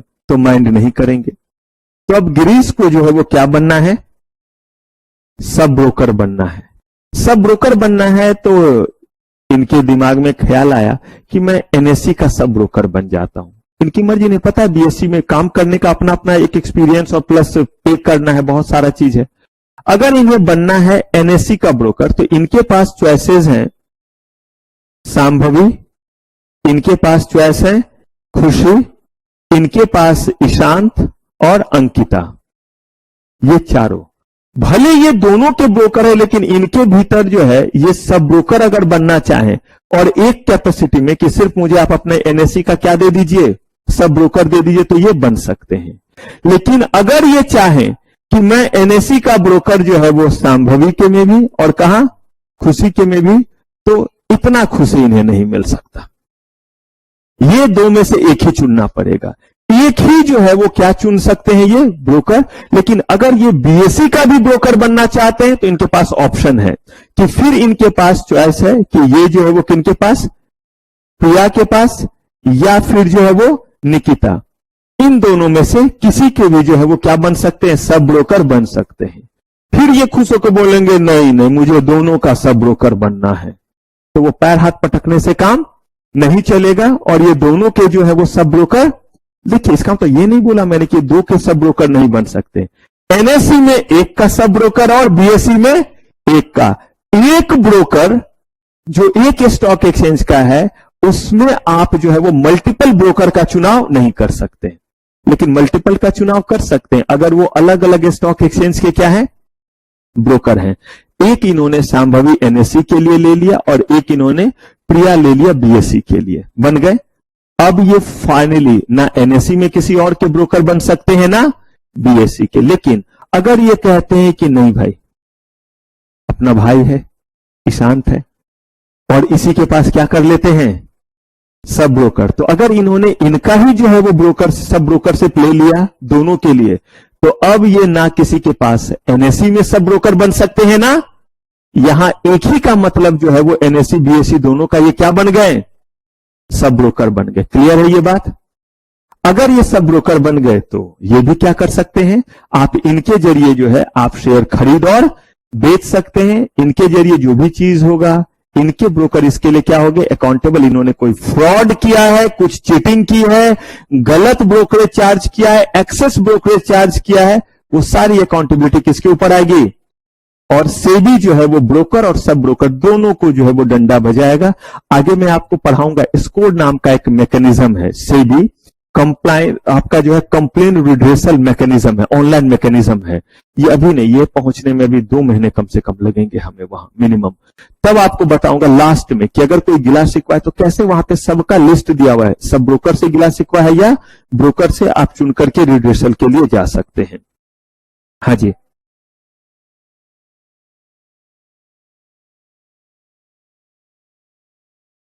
अगर वो चाहे सिर्फ और सिर्फ एक का बनना उसके अंदर, तो एक, क्योंकि 2 का बनेंगे तो वो 2 के अकॉर्डिंग वो भी चार्ज करेंगे कि मेरे ही अंदर किसका बनना है, एनएससी और बीएससी दोनों का सब ब्रोकर बना है। लेकिन इन जनरल अगर कोई जो है वो ब्रोकर एनएससी बीएससी दोनों का ब्रोकर है तो उसके भीतर जो सब ब्रोकर होता है वो भी दोनों का ही होता है, क्योंकि वो डायरेक्टली एक ही का लाइसेंस क्या कर लेता है, एक साथ ले लेता है। और उसमें हम लाइसेंस नंबर, जबकि इनको जो लाइसेंस मिला एनएससी में अलग लाइसेंस का नंबर होगा और बीएससी में जो इनको ब्रोकर मिला उसका क्या होगा, अलग लाइसेंस होगा। इसलिए जब आप सब ब्रोकर बनेंगे तो वहां पे लिखा रहेगा कि ये एनएससी बीएससी दोनों के ब्रोकर है ना, आप इनके पास से सिर्फ एनएससी का सब ब्रोकरशिप लिख रहे हैं तो लिखा रहेगा लाइसेंस नंबर, ताकि कोई कंफ्यूजन ना हो। क्लियर है, एन नंबर ऑफ, जितना संभाल सके और उसमें भी डिपेंड करता है कि जब तक कोई जो है वो कंप्लेन ना है, क्योंकि कंप्लेन आए तो ब्रोकरशिप भी गया और सब ब्रोकरशिप तो खैर पूछिए ही मत।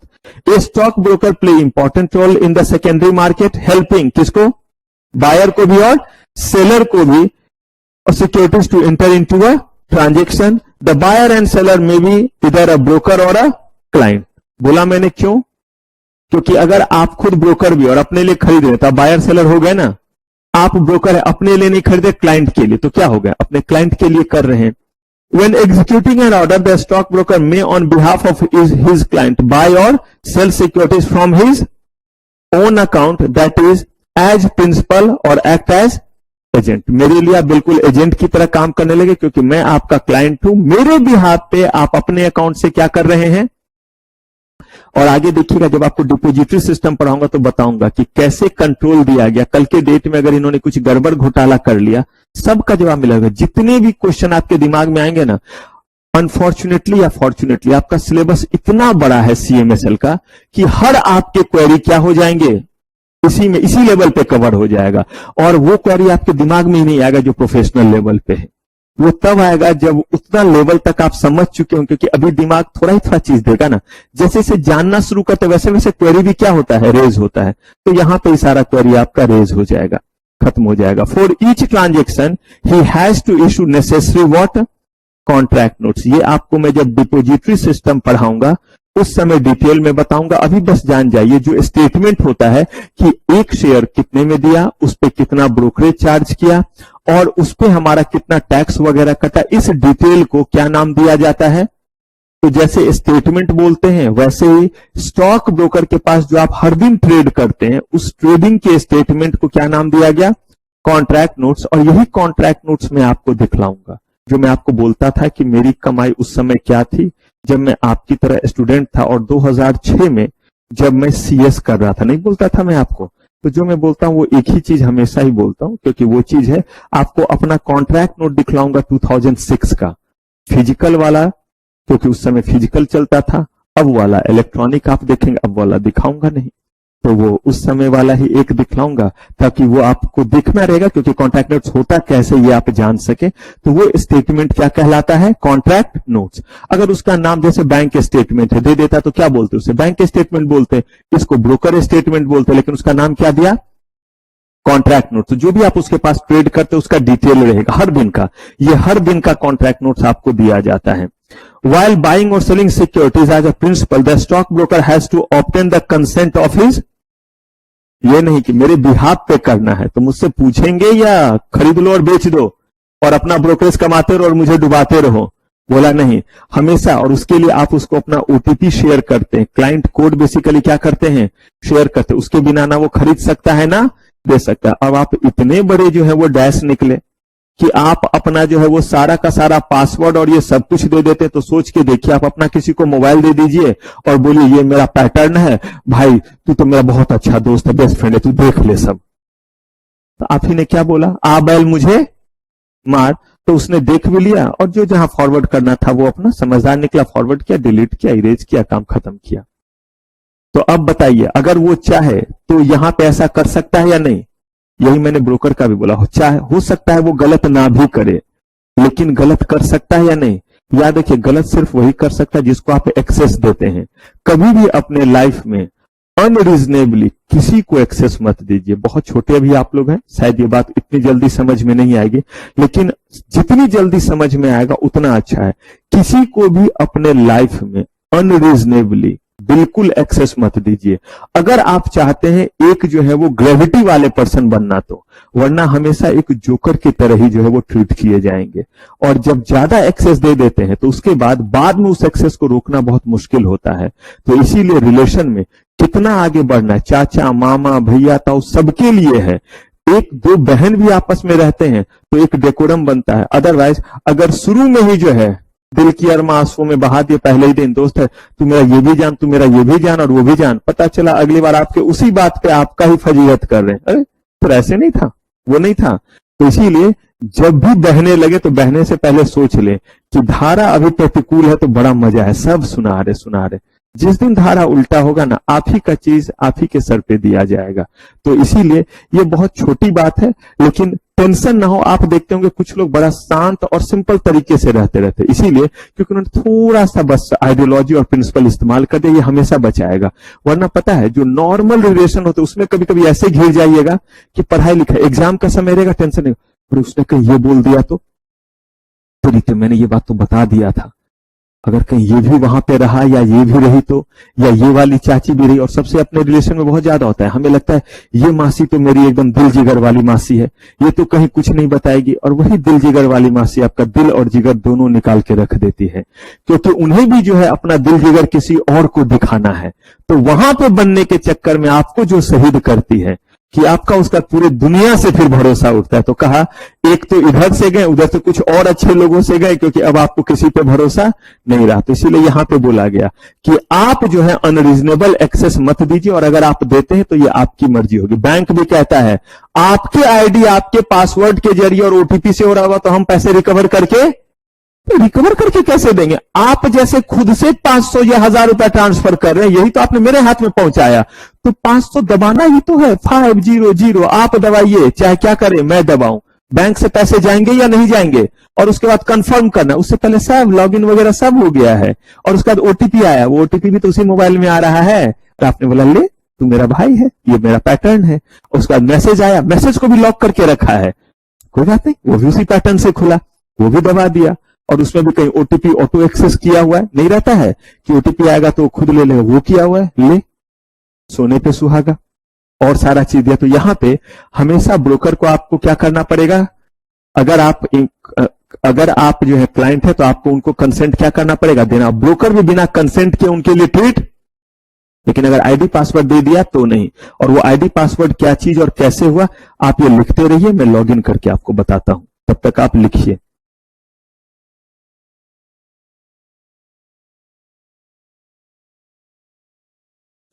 एक बार पहले आप अभी स्क्रीन पे ये जरा देख ले, क्योंकि कभी नेट चला जाता है या कुछ, तो जो दिखलाना चाह रहा हूं ये तो आप कॉपी कर लीजिएगा। अभी बस पहले एक बार ये देख ले, तब आप आइएगा। इसमें बहुत कम दिखता है। देखिए अभी चूंकि आप लोगों ने जब देखा उसमें नॉर्मली मार्केट बंद रहता था, इस समय आप देखेंगे कि यहां लगातार चेंज हो रहा होता है। यहां निफ्टी जैसे लिखा हुआ है, ये निफ्टी का मतलब है एनएससी का जो है वो क्या है? इंडेक्स है। क्या है इंडेक्स बताऊंगा बाद में। सेंसेक्स। मैं जो आपको बताना चाह रहा हूं वो ये है कि आज अगर मैं इस समय कोई भी शेयर खरीदना और बेचना चाहूं, तो जो मैंने ये टर्मिनल इसको कहते हैं, जो ओपन किया हुआ है, ये मुझे ब्रोकर के द्वारा मिला है।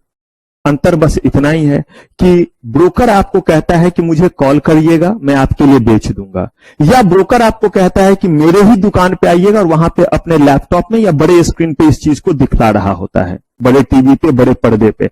आपने देखा और देख करके यहां पे आपने देखा, मान लीजिए इंफोसिस लेते हैं, कि इंफोसिस के आपने शेयर का प्राइस देखा और आपने कहा कि इंफोसिस का शेयर मेरे लिए जो है वो खरीद लो। तो वो जो है वो आपके लिए क्या करेगा? यहां पे जो है वो क्लिक किया, और क्लिक करने के बाद देखिए यहां पे बाय आ रहा है और यहां पे क्या आ रहा है? सेल आ रहा है। तो यहां पे जो है आपका जो है वो बाय और सेल जो भी आप बोलेंगे वो आपके लिए क्या करेगा? कर लेगा। अगर यहां पे आप सेल करेंगे तो वो क्या करेगा? सेल कर देगा। बाय बोलेंगे तो बाय करेगा। यहां पे ये आ गया, जिस प्राइस पे आप खरीदने के लिए बोलेंगे उस प्राइस पे वो क्या करेगा? आपके लिए खरीद और बेच लेगा, जिस तरह से आप बोलिएगा। यहां पे जो है वो प्राइस जो है वो बना हुआ रहेगा, प्राइस यहां पे पुट होगा। मार्केट प्राइस से आप कहते कि नहीं इतने पे नहीं, अभी जो है वो 1300 का चल रहा है, मुझे इतने पे नहीं चाहिए, मेरे लिए प्राइस जो है वो आप अलग रखो, जब प्राइस जो है वो कम हो मुझे जो है वो 1200 पे खरीदना है। आपकी मर्जी, वो आपके लिए पुट करके क्या करेगा? यहाँ पे न्यू बाय ऑर्डर प्लेस कर देगा। कितना क्वांटिटी खरीदना चाहते हैं ये यहाँ पे क्वांटिटी बता दे। अगर मान लीजिए आपने बोला कि नहीं मुझे बटुक जी महाराज ने 101 बोला है तो आप 101 कर लीजिए, जो भी करना है, और वो प्लेस कर देगा। ये हुआ इसी समय करने का तरीका। लेकिन ये काम वो कैसे कर रहा है? आप गए हुए हैं और वो बैठ करके ये कर रहा है, अपने एंड पे वो यही काम कर रहा है। लेकिन आपने उसको बोला कि कैसे मैं तेरे पास ऐसे ही बैठा रहूं, क्योंकि आपने इन्फोसिस का शेयर पहले से खरीदा था, आपको पता तो चले। तो पता तो चला कि इन्फोसिस के शेयर का प्राइस कितना चल रहा है? 1300 के पास चल रहा है। तो जब ये ब्रोकर रहा तभी तो आप ये देख पाए। और उस ब्रोकर के पास क्यों देख पाए? क्योंकि उस ब्रोकर ने एनएससी का क्या लिया हुआ है? मेंबरशिप। मेरा जो ये ब्रोकर है ये एनएससी और बीएससी दोनों का ब्रोकर है। इसीलिए कंपनी के जो भी शेयर एनएससी पे लिस्टेड हो चाहे किस पे लिस्टेड हो, बीएससी पे हो, कोई भी शेयर में इसके जरिए क्या कर सकता हूं? खरीद और बेच सकता हूं। यहां पे देखिए मैं आपको दिखा रहा हूं रिलायंस इंडिया लिमिटेड का एनएससी बीएससी दोनों पे ये लिस्टेड है। और इसीलिए आपको ये दिख रहा है क्योंकि मेरा ब्रोकर भी जो है एनएससी बीएससी दोनों का क्या है? मेंबर है, कोटक सिक्योरिटीज। अब यहां अगर आप प्राइस देखते हैं तो देखिए रिलायंस का अगर यहां प्राइस आप देखेंगे तो देखिए 44.90 रुपए कहां पे चल रहा है? देखिए एलटीपी का मतलब वो लास्ट ट्रेडेड प्राइस 44.90 रुपए। और ये सब जो है वो कतार है बायर का। ब्लू में जो है वो कौन है? खरीदने वाले लोग हैं। और रेड में कौन है? तो देखिए 44 रुपया 90 पैसा में 39,161 जो है वो शेयर्स जो है वो खरीदने के लिए लोग क्या है, तैयार हैं।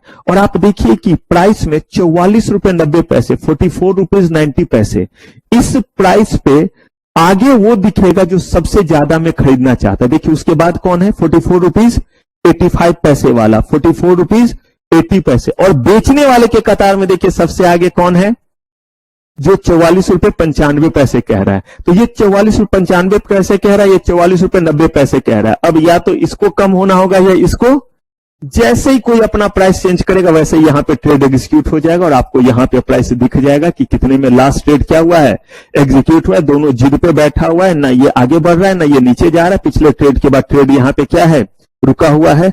अब यहां पे जो है आपको तब ये दिखेगा जब क्या होगा, कोई ना कोई चेंज करेगा तो यहां पे आपको दिख जाएगा कि कितने। देखिए लास्ट ट्रेड क्वांटिटी भी 124 है, अगर कोई जो है वो चेंज करेगा तो यहां पे जो दिख जाएगा कि कितने शेयर्स का जो है वो लास्ट में ट्रेड हुआ है। कोई इसमें नहीं थक रहा है, दोनों अपने जगह पे क्या है, टिके हुए हैं। लेकिन दूसरे शेयर्स में इतने देर में ट्रेड हो जाता है, जो ज्यादा शेयर्स क्या रहता है, वोलाटाइल रहता है। कहने का मतलब है कि ये काम ब्रोकर आपके लिए क्या कर दे रहा है, कर दे रहा है। लेकिन जरा सोचिए, आपको इसके लिए उनके जगह पे क्या करना पड़ा, पहुंचना पड़ा, हाँ या ना। आप उसको कहते हैं कि फोन करूंगा और फोन पे कर देना, वो बोलता है ठीक है, लेकिन इसके लिए वो फैसिलिटी आपको दे, बोलता है इसके लिए इतना चार्ज लूंगा मेरे पास अकाउंट ओपन करने का, ठीक है, जो भी रहे। अब अगर आपने कभी फोन किया, आप देख ही रहे कि प्राइस जो है वो हर घड़ी कैसे बढ़ रहा है और क्या हो रहा है, कम हो रहा है। तो पता चला, मान लीजिए इन्फोसिस या और किसी का ही, आपने जब यहां देखा कि 1300 रुपए क्या चल रहा है, 50 देखिए 60 हो गया सेकंडों में, देखिए 45 हो गया, 90 हो गया। यहां देखिए कितनी जल्दी जल्दी बदल रहा है, जहां मेरा पॉइंटर जा रहा है 1301 रुपए हो गया, देखिए 1301 रुपए 0 पैसे, फिर जो है वो तुरंत ये देखिए 1301 रुपए 15 पैसे, 20 पैसे, कितने जल्दी, 70 पैसे नहीं हुआ। तो ये इतने जल्दी जल्दी बदल रहा है। अब अगर आप उसको कॉल कर रहे हैं, तो आप कॉल कर रहे हैं और उधर बज रहा है, बड़ी देर भई नंदलाला तेरी राह तक के ब्रिज वाला। मेरा जो है ना नितिन गुप्ता आरएम था, उसका यही टोन था। मैंने बोला टोन बदल, रिंगिंग टोन, क्योंकि वो जो है वो फोन कीजिए तो वो बज रहा है और फोन नहीं पिक हो रहा है। दूसरा नंबर, जिस रिलायंस कस्टमर से भी आप बात करना चाहते हो, किसी और कॉल पे व्यस्त है, कृपया प्रतीक्षा करें या थोड़ी देर बाद डायल करें। जितने नंबर, क्योंकि वो तो कान में ऐसे ऐसे चार लगाए हुए हैं और प्राइस उस समय मान लीजिए ऐसे ही चल रहा था 120 रुपए। मैं खुश कि 1 लाख शेयर या 1,000 लीजिए, 20,000 का फायदा होगा, क्योंकि 100 में खरीदा था। इधर कॉल किए जा रहा हूं तो राह तक के ब्रिज वाला रिंगटोन बजे जा रहा है। अब जब जो है वो कॉल बाद में देखा, अपने मोबाइल पे कॉल बैक किया, प्राइस 80 हो चुका है और बोलता है सर क्या कर सकता हूं मैं आपके लिए। मर सकता है, मर जा, क्योंकि कहां 20,000 का प्रॉफिट दिख रहा था, कहां क्या दिख रहा है, 20,000 का लॉस। क्यों? क्योंकि प्राइस तो फ्लक्चुएट कर रहा है। अब ऐसे केस में आप ये टर्मिनल खुद ले लीजिए। तो मैं जो ये चाह रहा हूं, मैं अभी के अभी बस दबाऊं बटन, न्यू ऑर्डर, और वो क्या हो जाएगा, वो एग्जीक्यूट। इसका मतलब ये नहीं कि मैं खुद कर रहा हूं, ये भी मुझे ब्रोकर ने दिया है, बस फैसिलिटी ज्यादा दिया है। कैसे बैंक में जाकर के पैसे निकालते थे, एटीएम फैसिलिटी आया, बोलते हैं कि इसके लिए चार्ज लेंगे, एटीएम का चार्ज नहीं लेते हैं। आप जो है वो इंटरनेट बैंकिंग यूज करते हैं, फोन से कर देते हैं, ये सब फैसिलिटी के लिए चार्ज लेना शुरू किया या नहीं किया? ठीक वैसे ही ये कह रहे हैं, ये भी जो आप देख रहे हैं वो भी ब्रोकर से हो रहा है, वहां जाके करूंगा वो भी क्या होगा, ब्रोकर से। बस फैसिलिटेट करने का तरीका हुआ। लेकिन इसका मतलब ये नहीं कि मैं अगर ऐसे कर रहा हूं तो ब्रोकर के जरिए नहीं हो रहा है, ये भी ब्रोकर के ही जरिए हो रहा है, बस रियल टाइम में होगा। मुझे कॉल का वेट नहीं करना पड़ेगा, अपने अकॉर्डिंग में प्राइस डालूंगा। लेकिन मैं खुद से कर रहा हूं, कुछ भी उससे नहीं करवा रहा हूं, तो भी चाहे मैं जो है वो 1385 में भी खरीदूंगा तो भी कमीशन उतना ही जाएगा, उसको कॉल करके बोलूंगा तो भी कमीशन उतना ही जाएगा। क्लियर है ये चीज? अब ऐसे ही जो स्टॉक, अगर मान लीजिए कि ये मेरा कोटक सिक्योरिटीज जो है ये एनएससी का सिर्फ ब्रोकर होता, तो आपको यहां एक भी शेयर दिखते ही नहीं जो किस पे है, बीएसई पे। लेकिन ये तो सबका है। इसके अलावा मैंने देखी आईडीआर बॉन्ड, ईटीएफ, बहुत सारे चीजें, फ्यूचर, ऑप्शन, सब ये लेना पड़ता है कि कितने ज्यादा चीज में आप क्या करना चाहते हैं, ट्रेड। मैंने कमोडिटी का भी लिया हुआ, कमोडिटी में ट्रेड करना चाहते हैं। जितने ज्यादा चीजों में ट्रेड करना चाहेंगे उतने ज्यादा पैसे देने पड़ते हैं। जितना ज्यादा। अब एक चीज बताइए, आप क्रेडिट कार्ड फैसिलिटी भी चाहते हैं, आप वर्चुअल क्रेडिट कार्ड फैसिलिटी चाहते हैं, उतना ज्यादा बैंक आपसे चार्ज करेगा या नहीं। आप ओडी फैसिलिटी भी चाहते हैं, तो ये सब क्या है, एक ही बैंक है, सारी फैसिलिटी दे रहा है, लेकिन सबके लिए चार्ज करता है या नहीं। तो आप अपने नीड को देखते हुए करते हैं, और ऐसा हम लोग बहुत डिस्कशन करेंगे जब डिपोजिटरी सिस्टम की शुरुआत करेंगे। ये तो बस थोड़ा सा क्यूरियोसिटी है, इसलिए मैं आपको बताऊंगा कि डिपोजिटरी पार्टिसिपेंट और ब्रोकर में क्या अंतर है। हम डीमैट अकाउंट ओपन कराते हैं और साथ में ट्रेडिंग अकाउंट भी ओपन कराते हैं ब्रोकर के पास। क्या अंतर है, तो ब्रोकर के पास जो अकाउंट आप ओपन करते हैं उसका नाम ट्रेडिंग अकाउंट है, डीमैट अकाउंट नहीं। और बिना ब्रोकर के पास ट्रेडिंग अकाउंट रहे, आप सेकेंडरी मार्केट में ना खरीद सकते हैं ना बेच सकते हैं। और जितने भी कंपनीज के शेयर देख रहे हैं, ये सारे के सारे कंपनीज ने क्या किया, ये सारे के सारे कंपनीज ने अपने शेयर पहले क्या किए थे, इशू किए थे, और उसको क्या किया, लिस्ट किया। और लिस्ट करना जरूरी था, तभी ना आप इसके प्राइस को देख रहे हैं, वरना जो है वो टोकरी में आपको रखना पड़ता सर्टिफिकेट और घूमना पड़ता और बोलना पड़ता इन्फोसिस के शेयर ले लो, टीसीएस के शेयर ले लो। अब वो आवाज नहीं लगानी पड़ेगी आपको, सीधे यहां पे गए और आपने खुद बायर और सेलर का कतार देखा ना, आपको लगता है मुझे इन्फोसिस के शेयर फटाक से इस समय निकालना है, मुझे वेट नहीं करना है। मत कीजिए ना वेट। ग्राहक कितने पे तैयार है इस समय, 101 रुपए 30-25 पैसे पे बायर तैयार है, और आपको बेचना जो है वो फटाक से है। अगर आपको बेचना है तो आप 101 रुपए 65 पैसे से अपना प्राइस बदल करके क्या कर लीजिए, 1301 रुपए 25 पैसे कर लीजिए, फटाक से आपका क्या हो जाएगा, बिक जाएगा।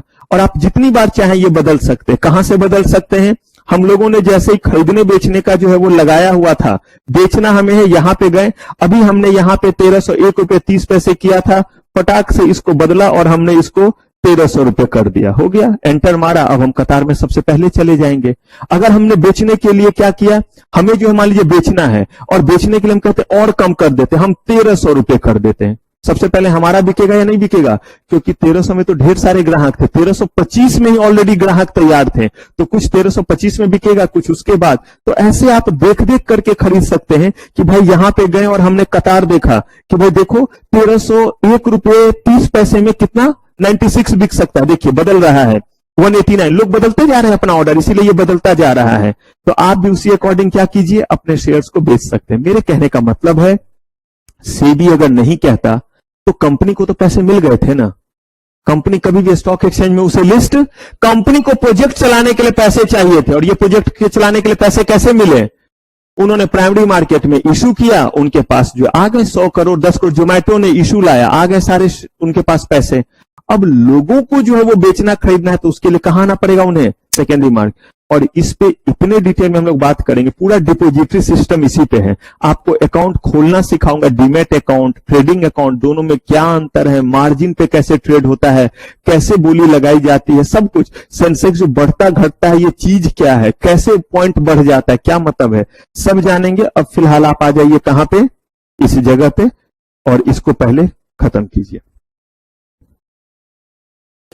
आइए, हम लोगों ने इंटरमीडियरीज के बारे में जो है वो पढ़ना शुरू किया था, और हमने बड़े सारे जो है वो इंटरमीडियरीज के बारे में बात किया। अब हमारे पास जो 3 इंटरमीडियरीज होंगे वो एक साथ एक सीक्वेंस में जाएंगे, पोर्टफोलियो मैनेजर, इन्वेस्टमेंट एडवाइजर और रिसर्च एनालिस्ट।